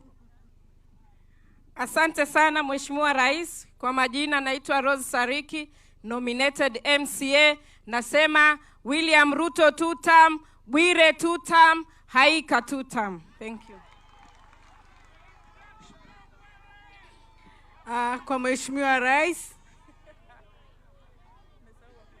Haya, kwa Mheshimiwa Rais, viongozi wote, Bwana Yesu asifiwe. Asifiwe Mwokozi. Kwa majina naitwa Patricia Chao Mwashigadi, mjumbe mteule wa chama cha ODM na mama county mwaka 2027. Asante. Bwana Yesu asifiwe. Kwa heshima ya rais, kwa majina naitwa Sakina Kusania, na kwa neema Mungu nominated MCA na chama cha UDA. Na hapa nipo kama acting chair wa UDA Taveta. Asanteni sana. Mheshimiwa Rais, na itifaki yote ikizingatiwa, Kwa majina naitwa Mabish Joseph Kirubai, Majority Chief Whip katika bunge letu. Mheshimiwa Rais, nadhani yale mengi umeyafanya hapa kwetu Taita Taveta tumejionea. Umekuwa ndugu, umekuwa rafiki. Na mimi napenda kuhimiza wananchi wa Taita Taveta. Rafiki akufaaye wakati wa dhiki ndio nani? Ndio rafiki. So tuone 2 term. Asanteni. Asante Your Excellency. Naitwa Dorcas Mlugu, MCA wa Ronge Ward. Thank you Mr. Speaker. Mheshimiwa Rais, kwa majina naitwa Halifa Taraya, mimi ni MCA wa kule pande ya Mbogoni. Na Mheshimiwa Rais, sisi pia ni majirani zako pande ile ya kule Patani Hill. Kuna mambo tuliongea kuhusu mtaro wa Kamlenza. I know you have the machines. Tusaidie kwa siku 10 tu hiyo Kamlenza na Njoro Kubwa Canal. Hao wananchi niko nao kule mashinani wanasema tutamko fujo kabisa. Asante sana. Your Excellency, kitu ningetenda kusema tu kwa ufupi tu, tunashukuru serikali yako kwa ile kazi imefanya Taita Taveta. Tumeona railway ambayo inaanza kutoka Voi kuja Taveta. Tumeona masoko, tumeona barabara kila mahali. Tumeona affordable housing. Sisi tunasema kwa kifupi tu, unamalizia kwa kusema mwenye macho haambiwi aone ama tazama. Na mwenye masikio pia haambiwi nini? Sikia. Asante Mheshimiwa kwa maendeleo tunayopokea Taita Taveta.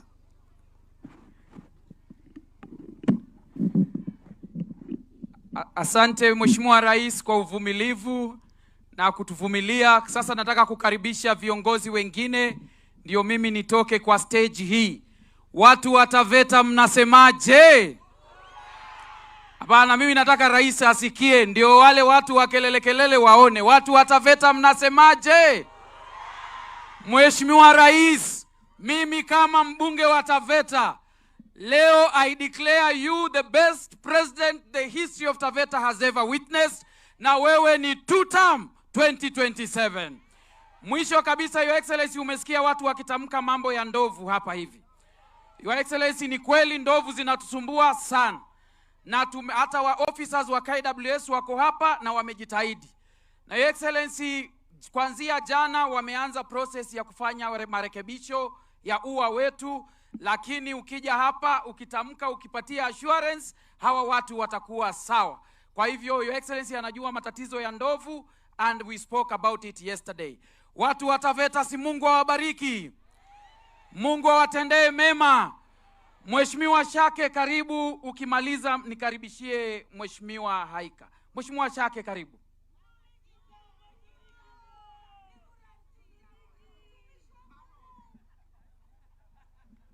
Huyo ndio anaitwa Canon Peter Mbogo Shake.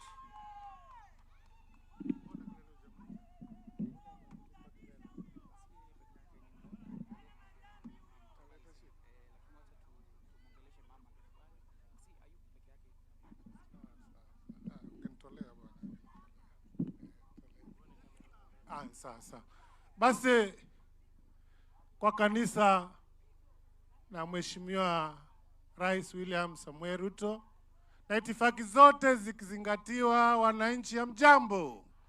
Bwana Yesu asifiwe. Tafadhali tusalimiane hewani.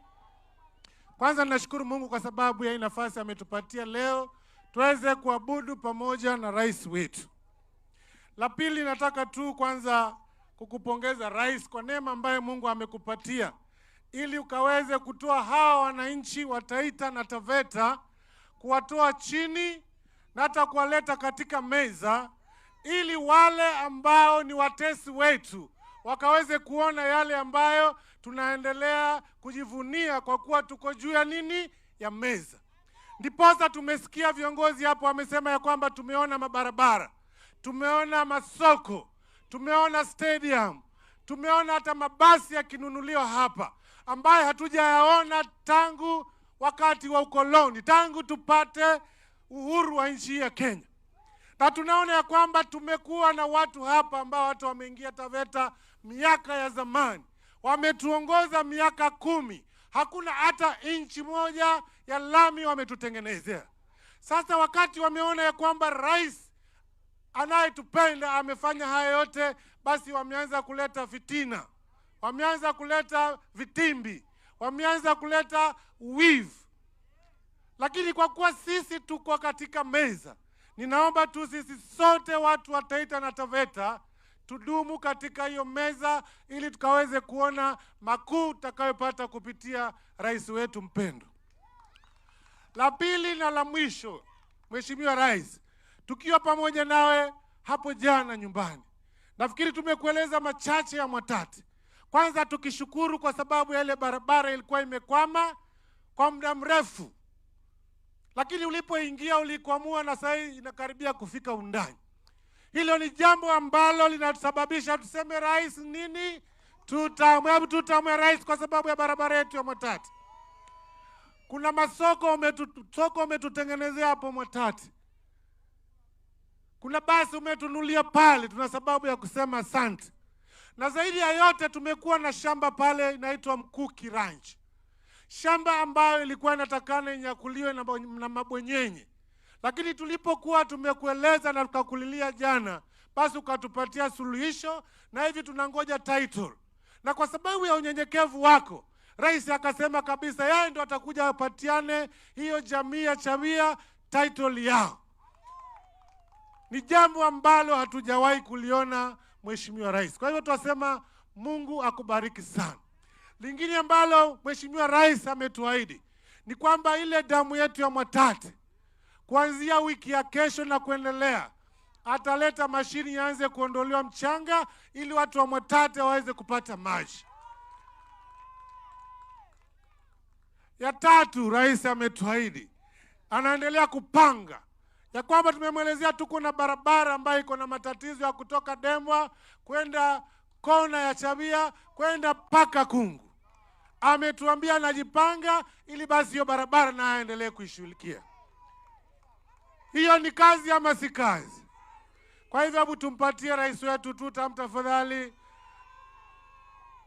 Sitakuwa na mengi kwa sababu ya muda. Nasikia tu nimkaribishe mama yetu wa county naye aweze kutusalimia.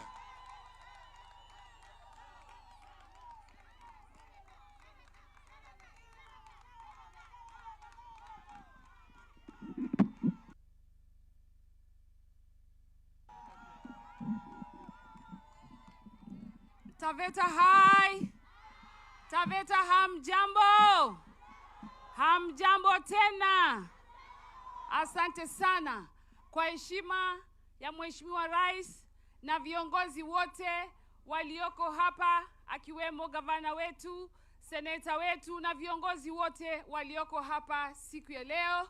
Heshima ya kanisa la Mungu likiongozwa na wachungaji wote walioko hapa na nyinyi nyote, hamjambo tena.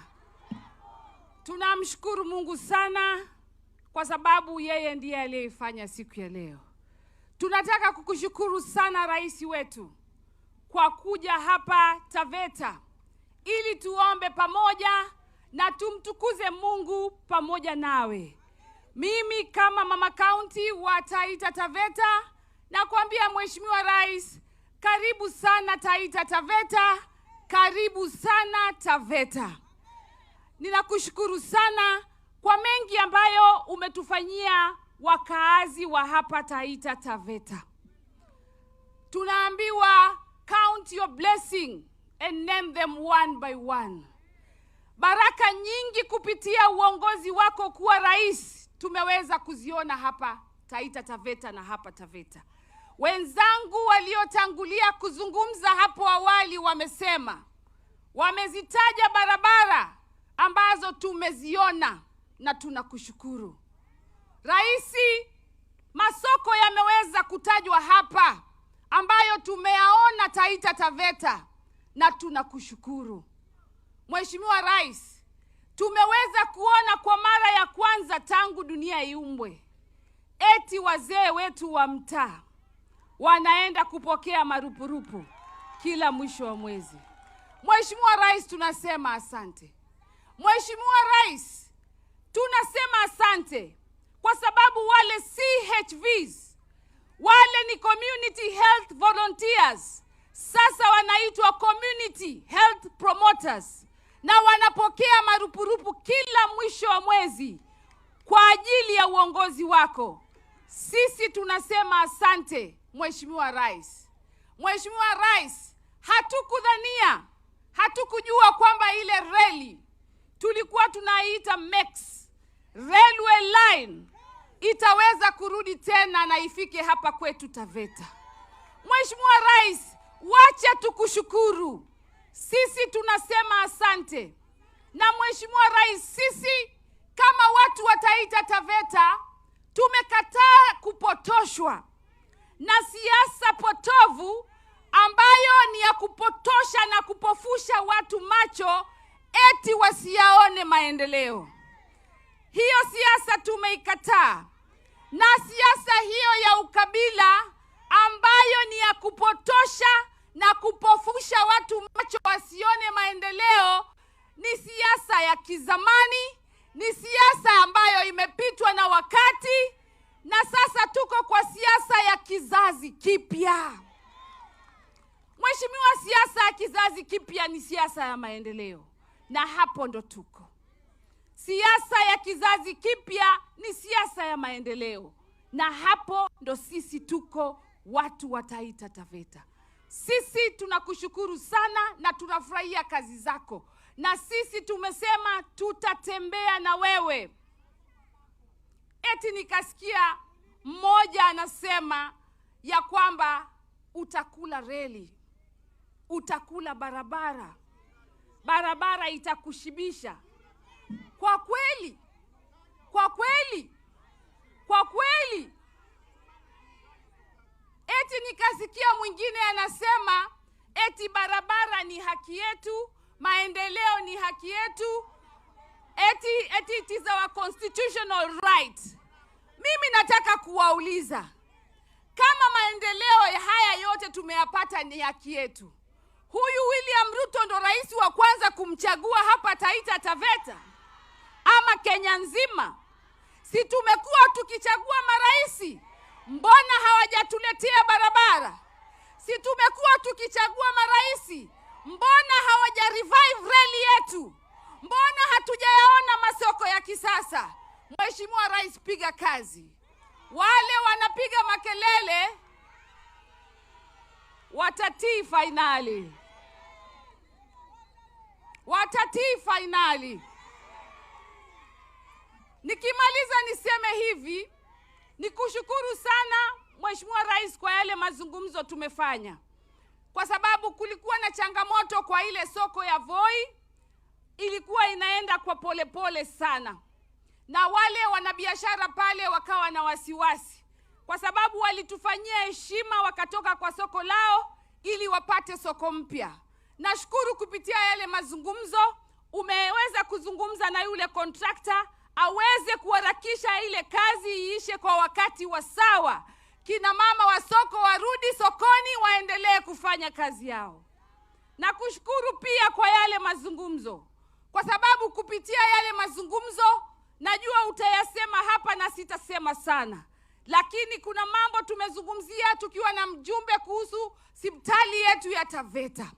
Na kushukuru kwa yale masuala ya mashamba tuliweza kuyajadili, kwa sababu watu wa Mkuki wanaenda kupona. Na kwa mara ya kwanza ni kushukuru zaidi kwa sababu tumeweza kupata title deeds hapa Taveta, kule Mwatate na sehemu nyingi za hapa Taita Taveta ambazo tangu jadi hatukujua kama tutazipata. Kwa hivyo tuna imani na wewe Mheshimiwa Rais, tukijua ya kwamba hata zile changamoto zingine za mashamba zimebaki, wewe utatusaidia kutatua. Nikimalizia niseme hivi Mheshimiwa Rais, tumeweza pia kuzungumza mambo ya wanyama pori, na najua ukifika hapa kama vile mjumbe wetu amesema utatamka jambo, kwa sababu hawa wanyama pori ni kweli wameweza kutusumbua sana kama watu wa Taita Taveta.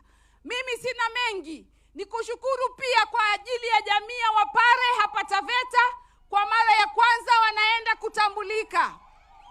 Na niseme asante sana, kwa sababu jana pia tumeweza tukaketi kukazungumzia kuhusu wale kina mama zetu wameolewa kutoka nchi jirani, wako humu, wanakupenda, wameona maendeleo, wanataka kukupa shukrani Mheshimiwa Rais, na shukrani yao ni kukupigia kura. Jana tumejadili swala hilo, na waambieni tulizeni boli, mambo tunayatengeneza, mtuamini na itakuwa sawa. Asanteni sana, na mimi ni yule Haika wenu na ndo seneta mtarajiwa. Mwenyezi Mungu awabariki. Nichukue fursa hii kumwalika Mheshimiwa Mwaruma ili na yeye apate kuja hapa kuzungumza na sisi. Karibu Mheshimiwa Mwaruma.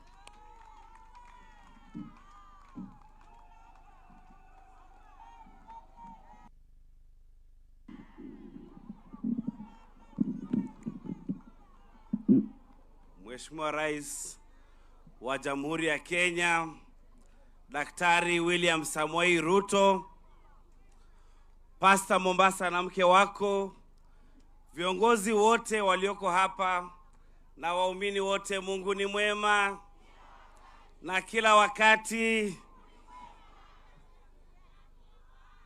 Mimi hapa AIC Makutano si mgeni.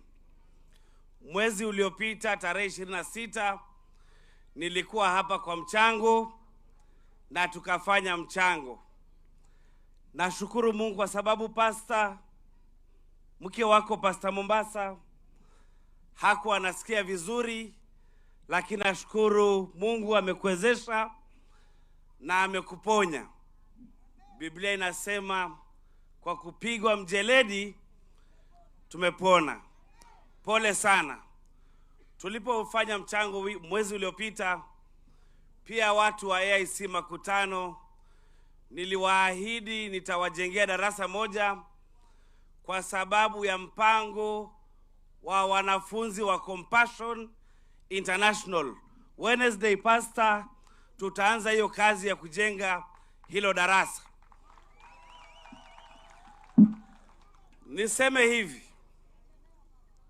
ya kwamba mimi nilichaguliwa kwa chama kinaitwa ODM, na 2024 tuliandikisha mkataba wa kufanya kazi na Kenya Kwanza, na hayo maandishi yalikuwa kati ya Daktari William Samoei Ruto na Daktari marehemu hayati Raila Amolo Odinga.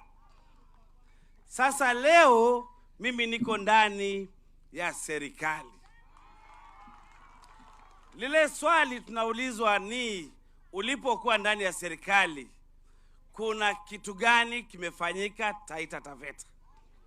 Hawa wenzangu ambao wameanza kuongea wameataja yote. Si barabara ya Taveta kwenda Ilasit kwenda Njukini, si barabara ya Undanyi kwenda Mtomogodi na kwenda Bura, sio kiwanja cha Voi kule Vindo, na kadhalika na kadhalika. Wale ambao wanaona wivu ni wale ambao walitaka sisi tukiwa kaunti ndogo tusipate maendeleo kwa sababu sisi ni wachache.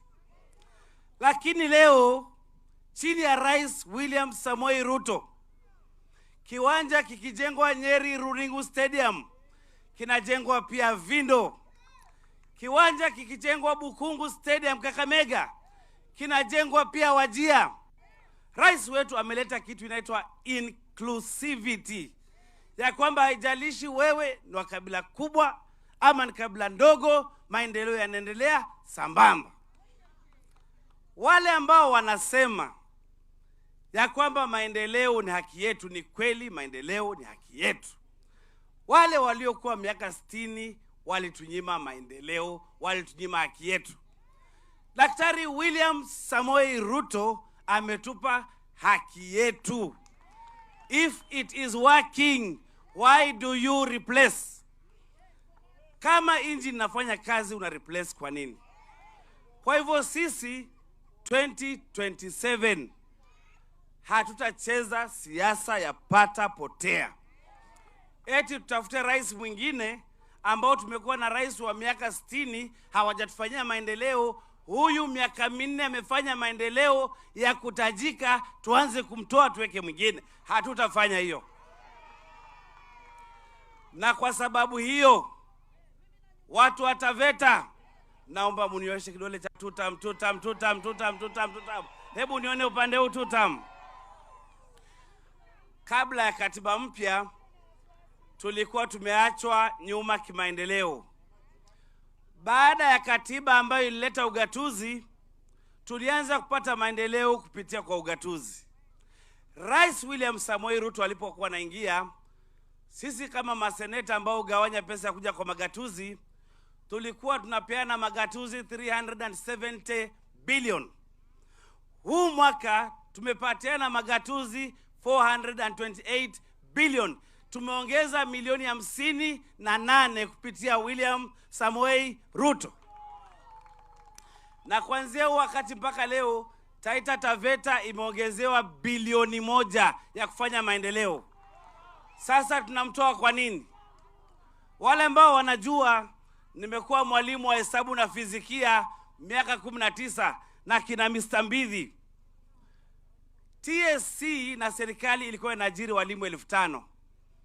Saa hizi kama ni miaka 5 ya ile serikali iliyopita, tungekuwa na walimu 25,000 wameajiriwa. Kwa miaka 5 Kenya itakuwa inapata walimu 124,000 ya kufunza watoto wetu. Tunataka nini ingine? Tutam ama si tutam? Si ndio? Basi mimi seneta wenu nitatembea kijiji kwa kijiji, nyumba kwa nyumba, sub county kwa sub county, nikiimba tutam ya William Samoei Ruto. Kwa hivyo 2027 naomba kura ya William Samoei Ruto. Hebu nione. Ya pili ambayo nitakuwa naomba ni ya Mwalimu Jones Mwaruma kwa gavana wenu kwa jimbo la Taita Taveta. Asanteni, Mungu awabariki sana. Basi nichukue fursa hii kumwalika mstahiki gavana Andrew Mwadime wa kujaa aje wahutubie. Karibu William.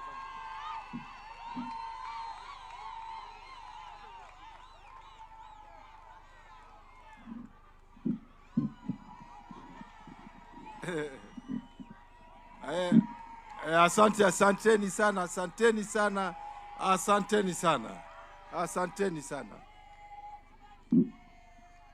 Rais wetu President Ruto, viongozi wa dini na wananchi, nipungieni.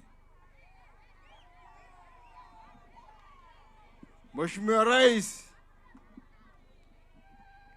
naomba kabla sijaendelea kuongea nimkaribishe, mwachia kwa dakika moja tu, manake amekuwa ni mtu amekuwa kwa muda mrefu akiomba kiti cha ubunge. So ndugu, mwachia dakika moja tu ama nusu sekendi, jitambulishe na utambie namna gani. Asante sana.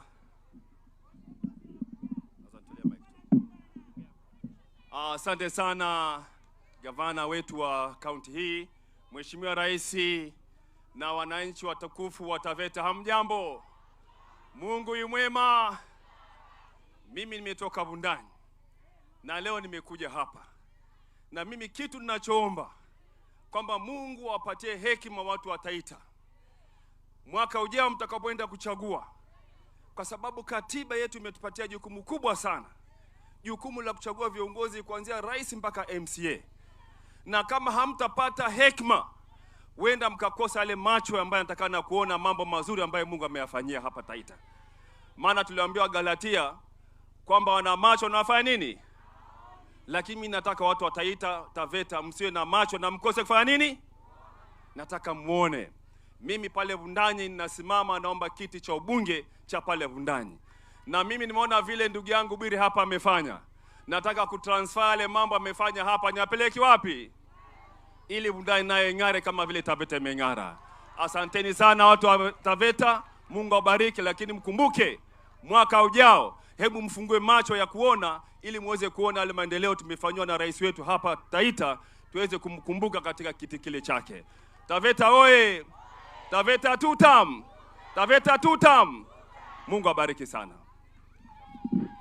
Vile vile kwa sekundi moja kuna Mheshimiwa Kilele aje asalimia wananchi kwa nusu sekendi, asalimia wananchi kwa sababu naye pia iko uwanjani. Your Excellency the President, mimi sitaki kusema mambo ya siasa leo, manake mimi niko hapa nyumbani, bali nataka utumie hekima leo.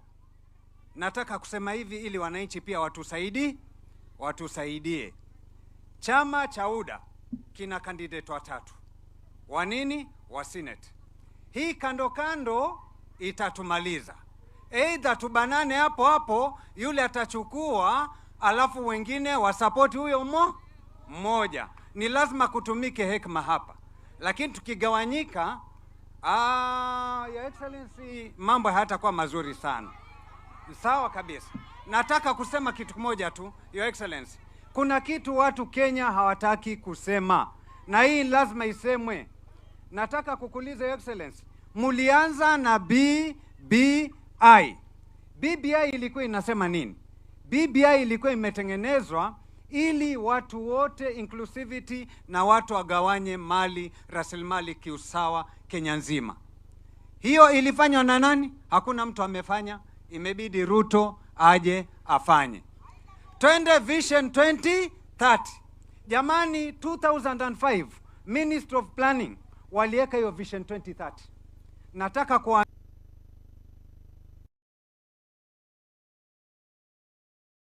2005 huyu bwana amekuja kukamilisha nini? Vision 2030.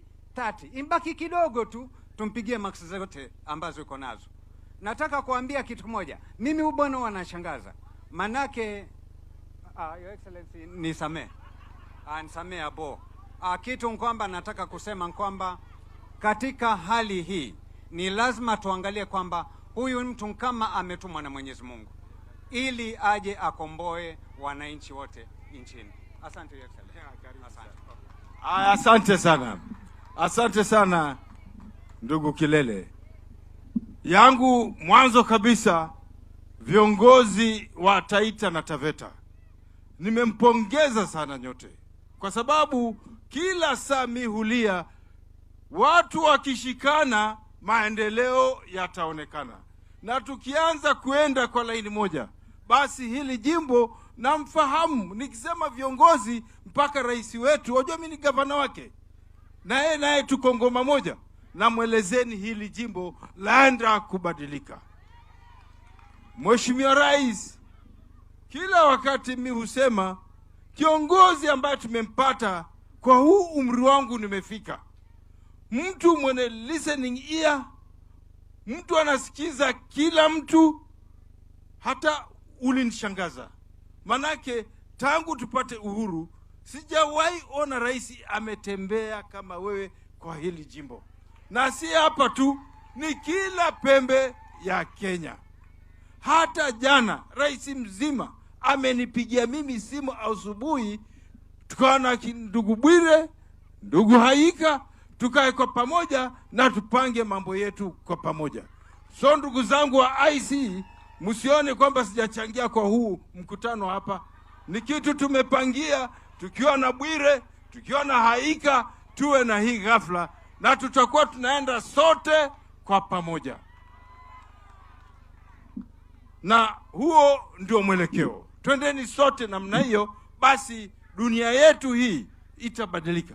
Hata ile mpangilio yote jana tuliongea, manake Bwire akishaongea, Mheshimiwa Rais ni vigumu sana yule alimfuatilia aongea, manake Mungu amempa talent ya kuongea.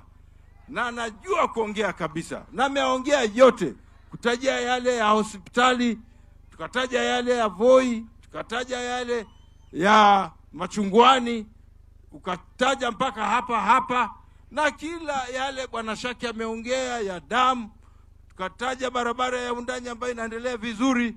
Imebaki tu ifike Undanyi, iende sehemu za Verugo huko, iende sehemu za Vesu pia vile vile Bwana Shaki akataja Dembwa kusukule kuelekea sehemu za Mari mpaka huko Vesu. Vile ikiwezekana ipitie pia kule kwangu. Ikipitia kule kwangu vile tuliongea, nsije nikawa ni kiongozi ambaye nimekuwa uongozini kwa muda mrefu, lakini kwetu pia ni magogo kila mahali. So hayo yote tumeyataja, mambo ya stadium, mambo ya yani almost everything. Haya na yote hatujawahi kuyaona Taita na Taveta. Lakini je, sisi wa Taita na Taveta ni tabu gani tuko nayo? Ni tabu gani tuko nayo? Maana unaona mtu anaendelea, anafanya maendeleo ambayo hatujawahi kuyaona. Wengine wamekuwa marais na tena wako hapa hawajafanyia lolote, lakini kwa muda mfupi angalau tunaona ni mambo gani inaendelea. Alafu tena sisi wenyewe tena uko nongonongo nyingi. So rais Kitaita kulikuwa na nyumba ya kizamani ambaye ndio watu walikuwa naweka mahindi ambayo Wataita wanaita kai. Alafu kuna yale mafiga ambayo tunaita mafiga. Lakini hapo kuna mti mmoja unaitwa mngio. Huo mti unaitwa mngio, rais, mtu akichoka ndio anaegemea. Anachoma mahindi, anauegemea. Wakati anataka kutoa makamasi, anatoa makamasi alafu anaweka kwa huo mti. So rais, huo mti huaga na maana sana. Na kitu chochote cha maana, lazima mheshimiwa rais matope upakwe mambo mengi, na kama hawakupaki matoke ujue kwamba hakuna kitu yote inaendelea. Lakini yale matope wanayo kupaka, kikwetu Kitaita usema huyo basi ndio amenoga. Hata mwembe ambao una maembe ndio upurwa na mawe. Kama hauna maembe hawezi kupurwa. Sisi hapa Taita na Taveta, na vile nimeona viongozi, tushikane kwa pamoja, na sio mzaha, sio mambo ya mchezo. Tuingie kila pembe na tuelezee wananchi. Angalau hebu imagine kama rais hata kweko next time hii barabara inajengwa ya Undanyi kwenda Bura, na ujue tulianza kuililia from 2013 nikiwa mbunge. Kweli itamalizika? Mambo mengi yatapotea. So lazima sisi wa Taita na Taveta, mtu ambaye ametushika mkono, tafadhali mzuri uregeshwa kwa uzuri. Lakini sije ikawa sisi huku utafanywa mazuri, lakini upande ule iko mambo mengine. Mheshimiwa rais hata kuja kanisani. Ni rais gani unazampata kuja kanisani? Kwanza hata mimi nasema wewe ni kama wakuja tu Mwadime, kwa sababu unaenda kila mahali. Uko kila mahali mheshimiwa rais. Na hilo ni jambo mimi mwenyewe naliheshimu sana. Maana umefika kila pembe. Kama hapa Taveta, ni rais gani mtampata anajua Mata? Ni rais gani mtampata anajua Mbogoni? Ni rais gani mtampata anajua hata hapa Chad? Si ni huyu pekee. So jamani, tukae chini sote, hata ikiwezekana 2027 ikiwezekana hata sio 90%, tupiane kura za kisawa sawa. Hata wale ambao wanasema ati hakuna kitu, ati ni haki. Sisi, mimi na yeye mwenyewe ndo tulikuwa naye kule Ngong wakati kulikuwa na homecoming party ya yule PS wa irrigation, na wakati yeye mwenyewe ameonga akiomba vitu, na mimi nikisema naomba vitu vya Taita Taveta, hata tukamwambia Mwadime. Kuna clip ilikuwa inazunguka wakati fulani ikisema kwamba Mwadime sahihi mambo ya shares yamefungwa, yatafunguliwa 2027. Again the same person. Kweli ndio tena tuanze kumshikilia mkono? Kweli tuko sawa sawa? So tujiangalie na wale viongozi wetu ambao wanafanya mambo yaeleweke. Wananchi, you are the bosses. Ongeni na wao, waambie waingie kwa laini, so that tuwe tunaenda sote kisawa sawa. Maanake najua wengine wanatumia njia zote, lakini hizo njia tutazifunga. Mimi mwenyewe hivi sasa hivi nitaanza kuzunguka, maanake hata wengine wanasemaga ati Mwadime alipopatiwa ugavana ameingia mitini. Mimi sikuingia mitini, nimekuwa hivi sasa, mtaniona sasa kila pembe, na tutapambana kisawa sawa. Mambo ya mitini hamna. Tutaingia mitaani na tujaribu kusemezana na tujue, je, ni kiongozi gani mzuri wa kumchagua. So jamani, ndugu zangu, wacheni tumpe nafasi rais wetu, na tumeshukuru sana. Tusimame sote, tusimame sote, tusimame sote. Mheshimiwa Rais, karibu uongee na wananchi wako. Karibu sana Mheshimiwa Rais, uongee na wananchi wako.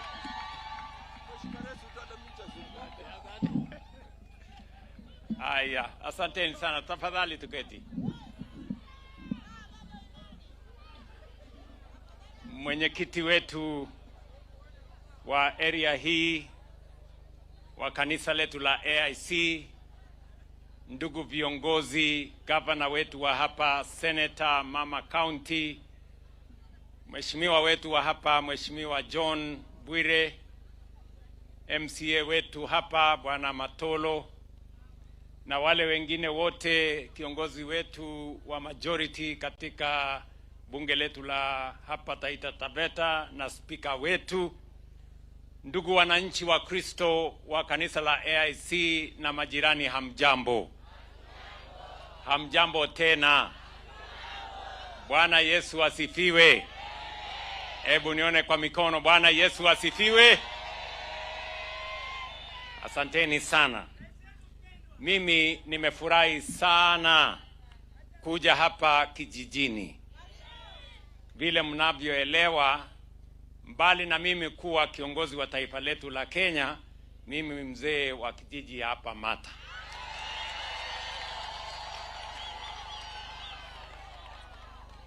Shida tu moja, hakujafanyika mkutano wa kutafuta chairman wa kijiji hii.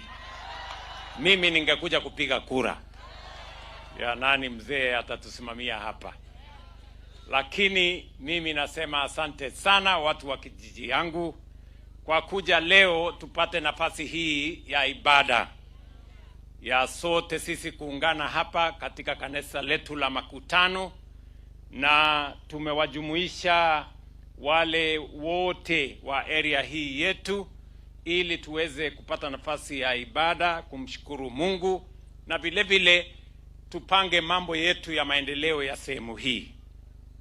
Asanteni sana kwa imani yenu. Mimi najua wengi wenu kulingana na maagizo ya neno la Mungu mnatuombea, mnaombea taifa letu la Kenya, mnatuombea viongozi wote, na hasa mimi mnaniombea. Nasema asante sana. Nasema asante sana. Nawaletea salamu kutoka mke wangu na watoto na familia yangu. Sikufika hapa na wao wako na shughuli zingine. Nawaletea pia salamu kutoka UK. Jana nimesikia Pastor Mombasa akiongelea mambo ya UK. Jana nilikuwa pale Machakos. Si ndio sehemu ya UK ile ama? So nilikuwa pale katika kanisa la ABC na wanituma na salamu nyingi sana. Mnasipokea jameni? Asante sana. Na leo furaha yangu ni kwamba sisi watu wa hapa Taita Taveta County tuko na ushirikiano. Naona tuko na viongozi wengi ambao mulitupatia nafasi ya uongozi pamoja na wao. Wale ma MCS, mama county, senator, governor, wabunge, sote sisi mulitupatia nafasi, mimi kama rais na wao, tuweze kupanga mambo yetu ya maendeleo ya sehemu hii. Na mimi nafurahi ya kwamba kazi zote ambazo tunafanya hapa tunapata uungwaji mkono na viongozi wenu pamoja na nyinyi wananchi. Kazi yote ambayo tumeweza kuyatekeleza, najua nilisimama hapa Taita Taveta tukafanya mikutano mingi, na niliwaeleza vile mipango yetu yataendelea mkitupatia nafasi ya uongozi. Jambo la kwanza niliwaambia ya kwamba tutapanga mambo yenu ya masomo ya watoto wetu, kwa sababu masomo ni ya muhimu kuliko mambo yale mengine mengi. Masomo ni ya muhimu kwa sababu ndio inaleta usawa kati ya watoto wetu sote. Mtoto wa maskini na tajiri wanakuwa sawa wakipata elimu, na ndio sababu hiyo niliwaeleza ya kwamba tutapanga mambo yetu ya elimu. Tulikuwa na matatizo ya CBC, Mumesikia mwalimu Leonard huyu Mbidhi amesema sasa tulibadilisha ile CBC ikakuwa CBE. Sasa tumenyorosha vizuri, watoto wetu hawakujua wakitoka pale shuleni wataenda junior school mahali gani, wataenda senior school ama secondary mahali gani. Sasa hiyo mambo yote tumenyorosha. Tulikuwa na matatizo ya madarasa, tumejenga madarasa 25,000 Kenya mzima. Hata mimi huyu Bwire alikuja akaniambia nijenge madarasa shule mzima hapa Lesesia. Hiyo shule tumekamilisha. Mimi nikikuja hapa mara hiyo ingine nitakuja kuhandover hiyo shule kwa sababu imekamilika. Na mashule zingine madarasa mengi tumeshirikiana na hawa wabunge wetu, tumetafuta pesa kutoka wahisani, tumetoa pesa kutoka national government ndio tuweze kupata nafasi ya watoto wetu wote kusoma. Pia ili watoto wapate nafasi ya kusoma sawa sawa, tukasema tutaajiri walimu tuzibe ile pengo ilikuwa imewekwa ya walimu wachache shuleni. Leo tumeajiri walimu 100,000. Mwisho wa mwaka huu tunaajiri walimu wengine 20,000. Hapa Taita Taveta County kufikia sasa tumeajiri walimu 957 in the last 4 years, na wengine tutawaajiri mwisho wa mwaka huu ili watoto wetu wote wapate nafasi ya kusoma. Na ni kwa sababu nilisema nitatimiza wajibu wangu kuhakikisha kwamba watoto wetu wote wanasoma. Vile vile tumepanga vizuri vile watoto wetu wakienda kwa TVET, waende KMTC, waende university, pia wapate nafasi ya kusoma na tuwe na pesa ya kuwasomesha. Na sababu hiyo ndio tulibadilisha ile funding model ya zamani ambayo ilikuwa imegandamiza mauniversity zetu. Sasa tuko na funding model mpya na tumeongezea kuiboresha zaidi. Sasa nimeirudisha bunge, hawa kina Bwire na wabunge wenzake watapiga msasa ndio kuanzia mwaka ujao tuwe na pesa ya kutosha. Hakuna mtoto tena ambaye ataenda university ama aende TVET ama aende KMTC ati akose nafasi ya kusoma kwa sababu ya mambo ya pesa. Tutakuwa tumeweka mpango ya sawasawa. Mtoto tena asipimwe ati kwa uwezo wa mzazi wake kumsomesha kwa university. Hapana, mtoto apimwe na ile akili yako naye ya kusoma university. Mambo ya pesa tutasimamia kama serikali. Nyinyi mnanielewa jameni? Hiyo ndio tunatafuta, kwa sababu tunataka mtoto wa yule aliye chini na yule aliye juu wapate nafasi sawa, na wapimwe sio kwa mambo ya uwezo wa mzazi. Hapana, iwe ni uwezo wa mwanafunzi mwenyewe. Ile course amepita, kama ni ya udaktari aende asomee udaktari, kama ni ya engineering aende asomee engineering. Asiende kutafuta course nyingine ati kwa sababu course ya udaktari iko na bei ghali. Hapana. We want to make sure that all our children have equal opportunity wakienda katika mauniversity zetu. Vile vile mimi nimefurahi ya kwamba watoto wetu wanafungua shule wiki hii. Nimesikia mwalimu Leonard amesema wanafungua shule. Pale nyuma pesa ya kusomesha watoto ilikuwa inawafuata shuleni. Baada ya watoto kuripoti mwezi moja, mwezi mbili, ndio pesa inatumwa na serikali. Lakini nimesema hiyo ibadilike. Kuanzia mwaka huu Januari, pesa inatangulia shuleni, watoto wanafuata baadaye. Hata saa hizi pesa ya kusomesha watoto wetu wa third term bilioni 18. Wiki iliyopita tulituma hiyo pesa, tayari iko shuleni. Watoto wakifika shuleni kesho watakutana na pesa kule shuleni. Kwa hivyo wale wanaongea maneno ya porojo ya kusema iko madeni shuleni, mimi nataka niwapashe habari. Muko behind schedule my friends. Information yenu imechelewa. Pesa ya kusomesha watoto yetu bilioni 18 tayari iko shuleni, na kina Leonard na walimu wale wengine wataendelea kusomesha watoto wetu because we want to make sure that every child in Kenya has a good opportunity to learn, ndio tuweze kutupeleka taifa letu la Kenya mbele. Watu wa Taita Taveta, mimi nilisema hapa ya kwamba wakati ninapanga maendeleo ya Kenya, hii Taita Taveta ambayo ilisahauliwa miaka nyingi haitasahauliwa tena. Nyinyi mnanielewa? Wakati tunafanya affordable housing sehemu zingine, hapa Taveta itafanyika. Soko tunajenga mahali ingine, hapa Taveta itajengwa. Hostel tunajenga mahali ingine, hapa Taita itajengwa. Reli ikijengwa mahali ingine, reli itajengwa hapa Taita Taveta. Barabara hivyo hivyo. Nyinyi mnanielewa? Na leo inaonekana wazi.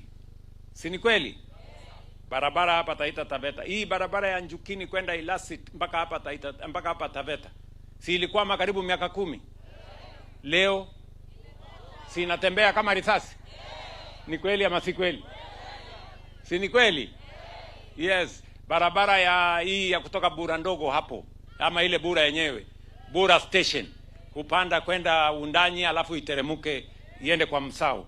Hiyo barabara ilikuwa imekwama miaka karibu 8. Ni kweli ama si kweli?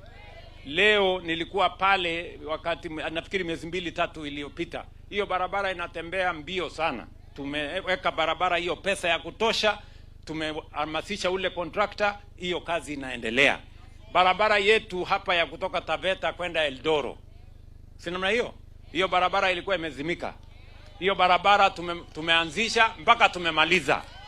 Mimi nataka nikuje hapo, nikuje nifungue hiyo barabara isonge mbele.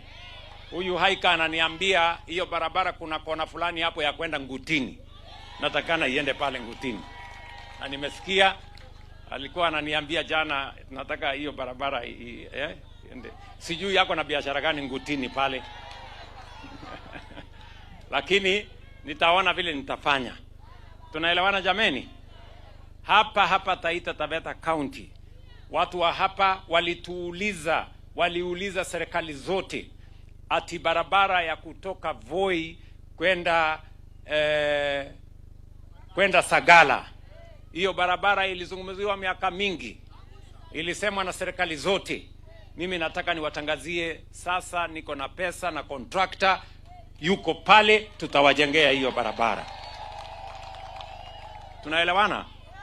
Watu wa Kasigao kule mwisho, nilikuwa Kasigao wakati mmoja, nilienda kule na ule muungwana alikuwa anaitwa Dan Mwazo, alikuwa mbunge wa sehemu hiyo wakati mmoja. Pia waliniuliza ya kwamba wanataka barabara ya Maungu kwenda mpaka Kasigao. Hiyo barabara tena tumepata pesa yake, tumepata contractor na sasa imeanza kujengwa. Mnasema tuendelee na hiyo kazi ama mnasema tufanye namna gani? Tuendelee ama siendelee?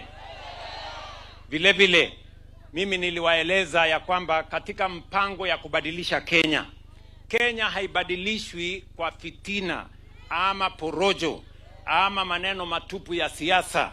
Kenya inabadilishwa kwa miradi na mipango ya maendeleo.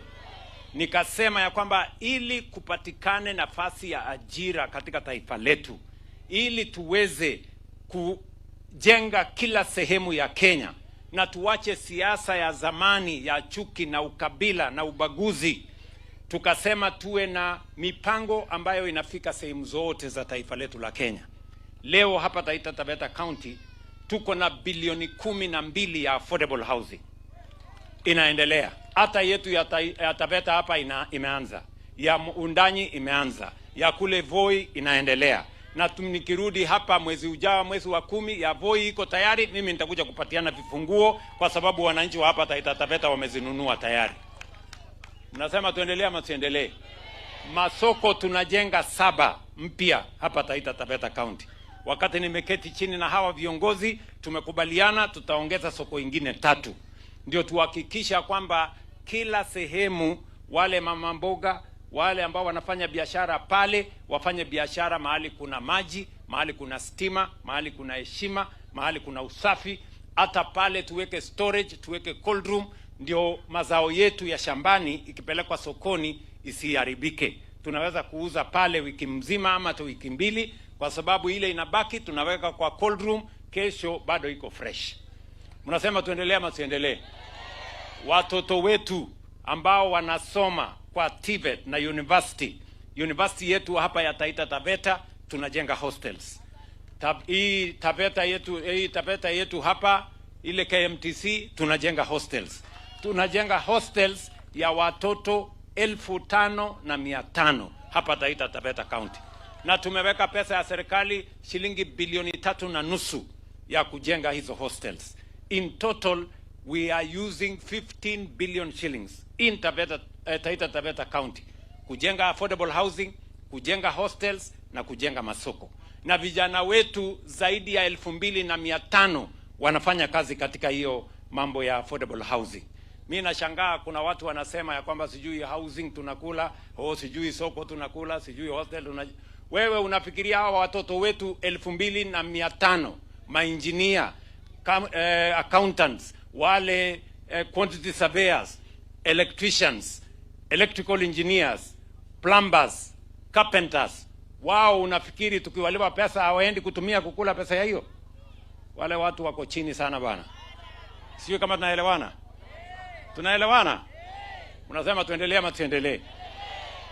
Vile vile nilisema ya kwamba wakati tunafanya maendeleo sehemu zingine za Kenya, tunajenga stadium kubwa Nairobi, tunajenga stadium kubwa Eldoret, tunajenga stadium kubwa Kisumu, tunajenga stadium kubwa Kakamega. Mimi nawauliza watu wa Taita Taveta, tukijenga stadium kubwa hapa Voi iko makosa? Kuna wengine wanatuambia ati iko makosa kujenga stadium hapa Voi. Mimi nashangaa sana. Sijui kama tunaelewana. Hiyo stadium nijenge nisijenge? Tujenge stadium ama tusijenge? Mnasema tuendelee? Mimi niwaulize, wale wa kule Nairobi wanasherekea stadium yao, wale wa Mandera wanasherekea stadium yao, kule Eldoret wanasherekea stadium yao, Kisumu, Kakamega, Migori, Mombasa tunajenga stadium kubwa kuliko hii ya Taita Taveta County, kwa sababu kule Mombasa ndio city kubwa. Nyinyi mnasema tuendelee na maendeleo ama mnasemaje? Tuendelee? Vile vile mimi niliwaeleza ya kwamba kwa mambo ya uchukuzi, tuko sisi watu wa hapa Taveta hasa, sisi ni wakulima sugu sana. Hapa tuko na mchele, hapa tuko na ndizi, hapa tuko na maziwa, hapa tuko na ng'ombe ya nyama. Ni kweli ama si kweli? Sasa tukasema wacha tujenge reli tuunganishe wafanyabiashara wa Tanzania na Voi, ndio tupeleke mambo iende Mombasa ikipanda. Ni makosa kujenga reli hapa Taita Taveta? Tuendelee na hiyo reli? Mimi nataka niwaambie, reli tutajenga. Kwani watadu?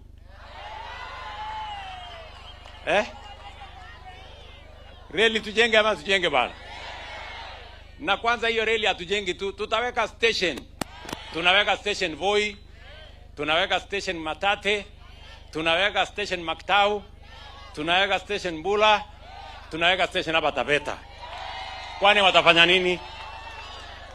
Kwa sababu tunataka hiyo station, katika kila station wananchi wanaweza kuteremuka, turahisishe usafiri na pia tupandishe mali yetu tupeleke sokoni. Ama namna gani bwana? Tuendelee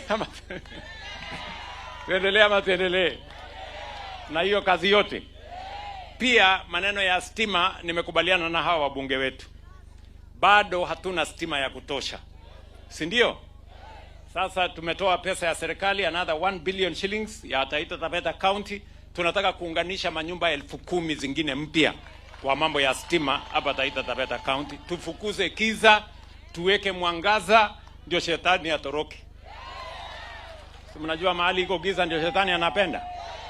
Kwa hivyo tuweke mwangaza, tuunganishe stima, tuondoe giza, ndio shetani awaje kutusumbua. Tutarahisisha kazi ya huyu bishop na huyu mtu wangu wa Mombasa, huyu mtu wetu wa hapa. Si namna hiyo? Kwa hivyo mimi nimefurahi sana. Mimi nikiwa hapa, mimi niko nyumbani. Si namna hiyo? Na mtu asiwatishe, huku ndio nyumbani, na tutatengeneza hii nyumbani mpaka ing'are. Tutapanga maneno ya hapa sawa sawa. Hakuna maendeleo itafanyika Kenya ingine isifanyike Taita Taveta County. We are going to make sure. Ile deni bado tuko nayo hapa ambaye ni ya muhimu ni mambo ya maji. Si ni kweli?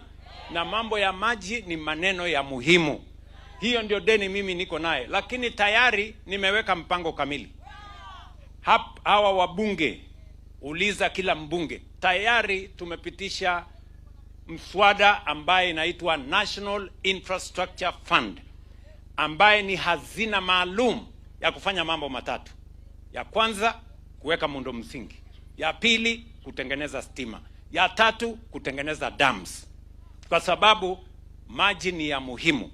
Kwa hivyo nyinyi watu wa Taita Taveta County, tulizeni boli. Mambo yenu nitanyorosha.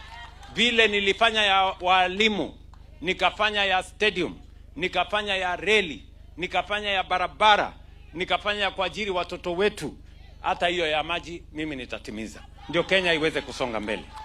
Ama namna gani? Mnasema tuendelee? Mnasema tuendelee? Kwa hivyo mimi nataka niwaeleze ndugu zangu watu wa Taita Taveta County. Mimi nawauliza hawa viongozi wenzangu wote, kutoka MCA, kutoka hawa wabunge, seneta wetu, governor, sisi zote tuungane tufanye kazi ya hawa wananchi. Kwa sababu hawa wananchi ndio watatusaishia mtihani yetu mwaka ujao. Na kila mtu asaishiwe maksi yake. Hiyo Mwalimu Leonard amesema, yule atapata exceeding expectation, yule ile ingine ni gani mwalimu? Kuna wengine wa below expectation watapatikana huko ndani. Si ndio? Kila mtu akuja hapa aseme yake ile amefanya. Unajua kuna watu wanajifanya wao ndio majabara ya watu wengine. Wewe kabla hujasema ya William Ruto, wewe sema yako. Si kila mtu tulipatiwa kazi? Ama namna gani? Ama namna gani? Na wale wanaongea maneno mingi, mimi nawauliza nyinyi, mnaongea maneno mingi. Hii yangu nimefanya. Yenu ni gani? Mtu eleze yenu. Wachana na ya William Ruto. Semeni yenu. Agenda yenu iko gani? Maono yenu ni gani? Mpango yenu ni gani? Sera yenu ni gani? Ama namna gani? Si ndio? Kwa sababu wengi mkiwasikiza wakikuja hapa Voi ni makelele. Oh, sijui Kasongo, oh, sijui one time, oh, sijui must go. Sasa hii must go ni nini? Ni barabara ama ni nini? Sijui kama tunaelewana. Hawa watu wako chini tu sana. Wako chini sana. Na unajua hawa watu ni wakupangwa. Hawa watu ni wakukodeshwa. Hawa watu ni wakutumwa. Hawa watu ni wakulipwa. Wameambiwa endeni tu mpinge ile kila kitu William Ruto anafanya. Enda pinga housing, enda pinga sijui, enda pinga SHA, enda pinga ile ingine, enda pinga ile ingine. Yule mwenye kuwatuma hajawaeleza mkipinga hiyo William Ruto anafanya, yenu ni gani? You have no alternative. Kazi yenu ni kupinga. Alafu mnatafuta uongozi. Mnatafuta uongozi ya kupinga. Na maendeleo ya Kenya itasukuma na nani? Sijui kama tunaelewana jameni. Mnasema tuendelee ama tuendelee? Na mimi nawarai ndugu zangu watu wa Taveta. Na mimi nataka wacha nimpongeze huyu wa kujaa.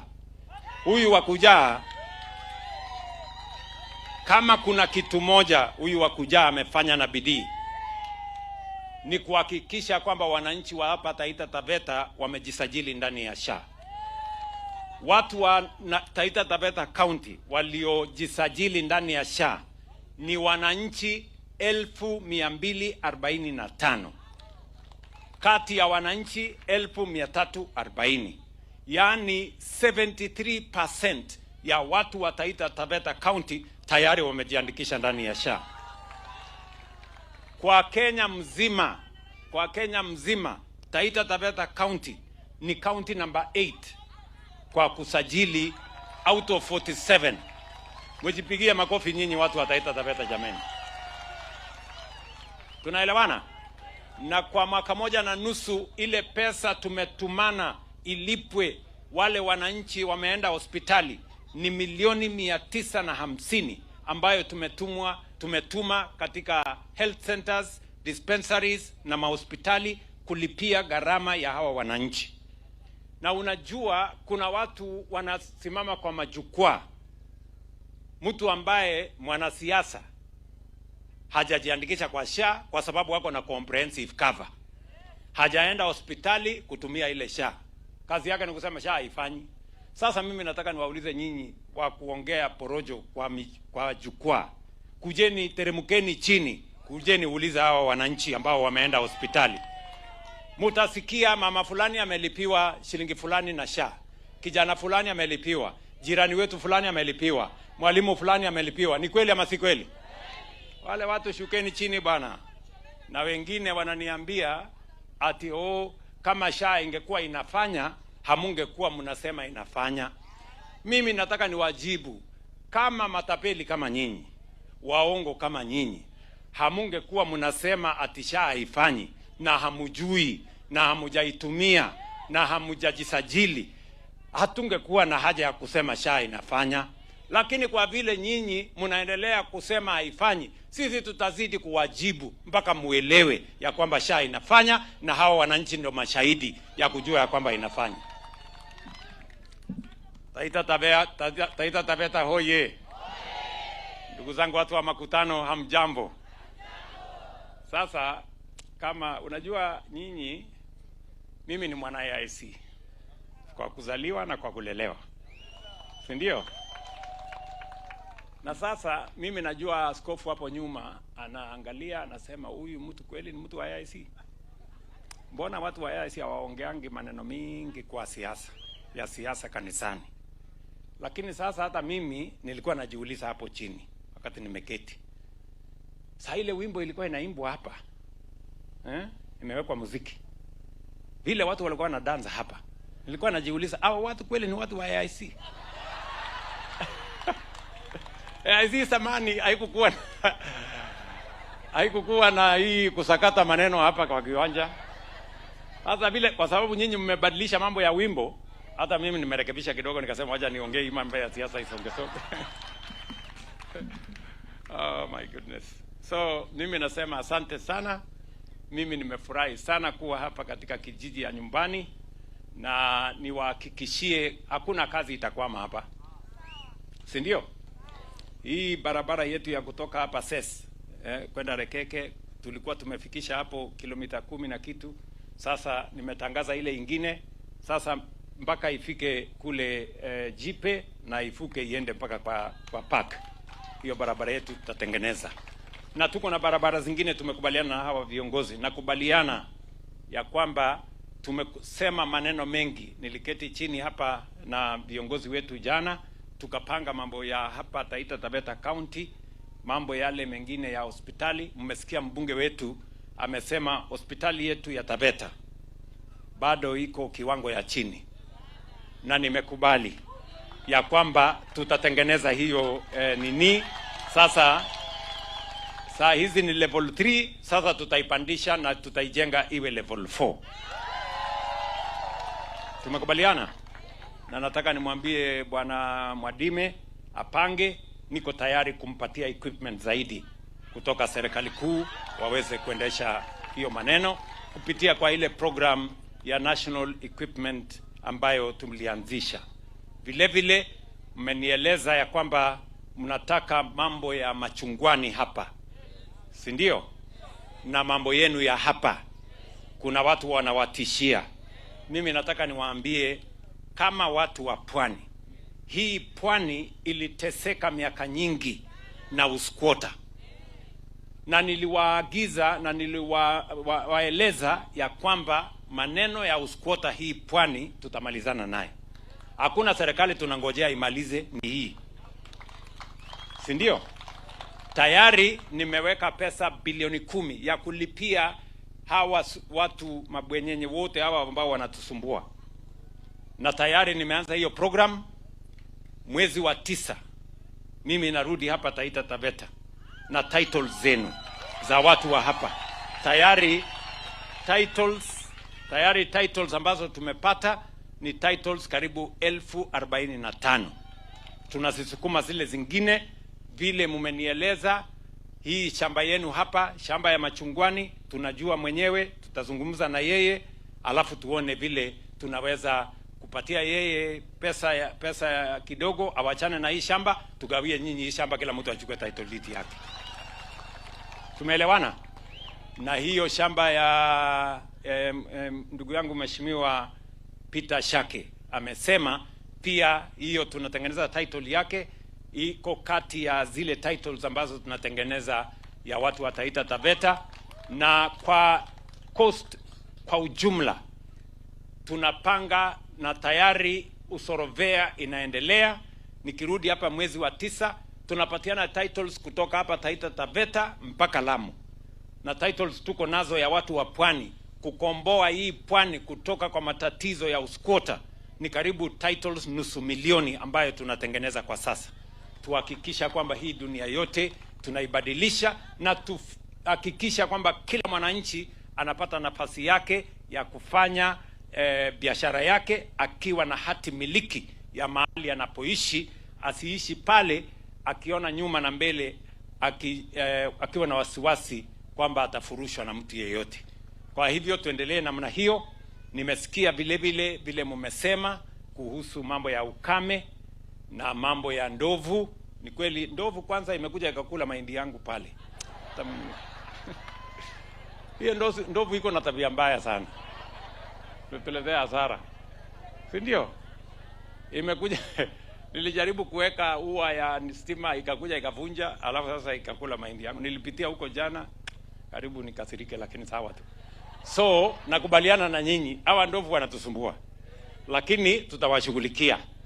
Tayari nimeambia watu wa KWS tunakaza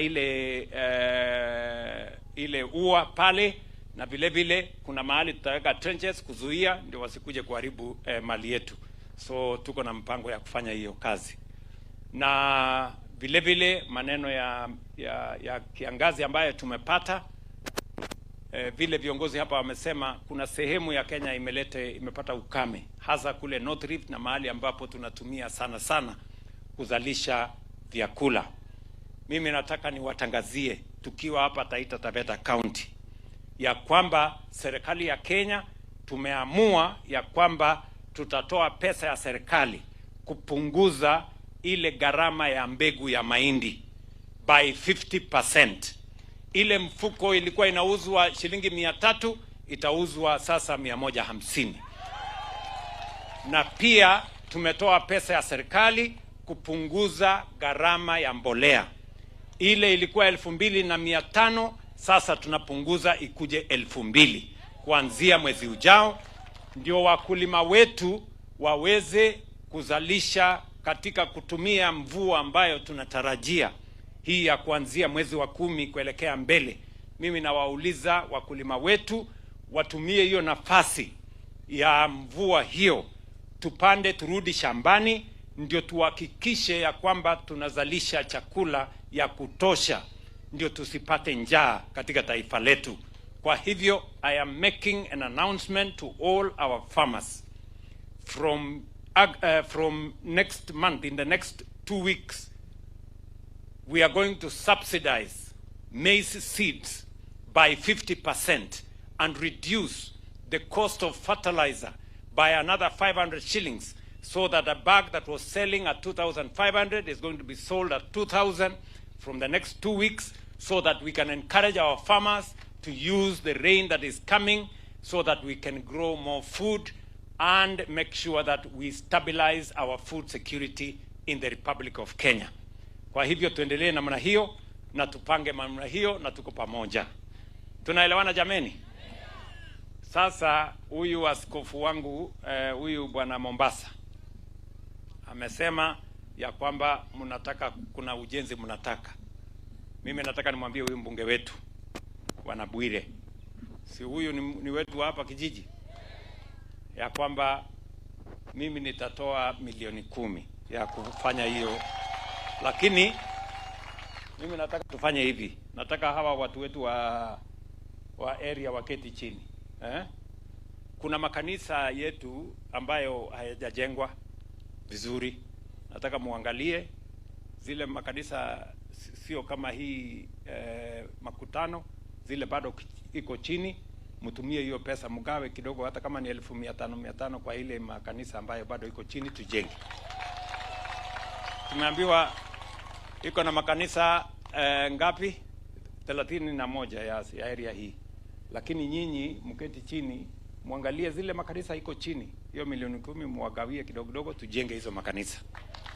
Hii umesema hapa ya area nini regional office, muniambie ni mahali gani, mimi nitawajengea tumalizane. Sawa sawa, mtafute shamba hapo, mimi nitajenga.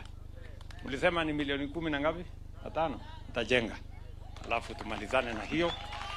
Lakini hawa makanisa ndogo ndogo hawa tuwasaidie jameni. Wengine wanaishi kwa nyumba ya mabati, wengine wanakaa kwa matope, tuwasaidie. Najua hii mbinguni, wakati tunangojea kwenda mbinguni, wacha hata tuwe na starehe kidogo kidogo hapa. Ama so otherwise mimi nimeshukuru sana. Mimi nawapenda sana.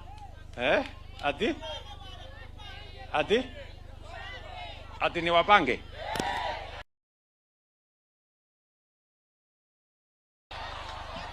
Sasa nyinyi, mimi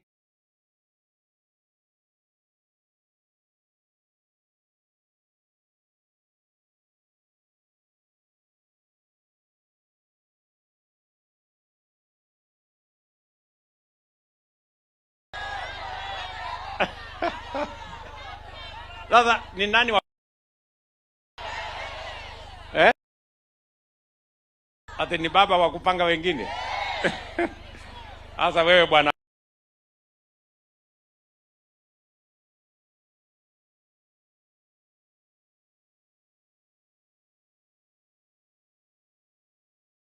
ndio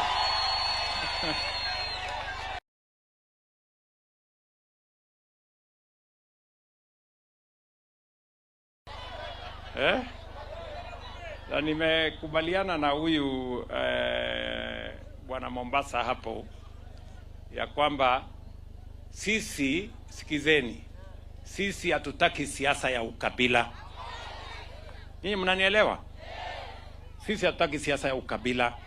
Tunataka siasa ya kuunganisha Wakenya wote. Hatutaki siasa ya chuki. Hatutaki siasa ya kugawanya wananchi. Tunataka siasa ya umoja. Na unajua kuna wanasiasa wako na akili kidogo, wanakuja hapa wanagawanya wananchi, wanatuletea ukabila, wanatuletea chuki, wanatuletea migawanyiko. Wanasema hawa ni cousins, hawa sijui ni traitors, hawa ni wasaliti, wale ni maadui. Hiyo ni siasa ambayo imepitwa na wakati. Those people hawapaswi hata kuwa viongozi sijui wa kijiji ama dimbwi la maji ya kuosha ng'ombe. Those are useless people. Ama namna gani? Unaona mpaka pastor anasimama hapa anasema ati tunaambiwa hapa ati sisi ni wageni.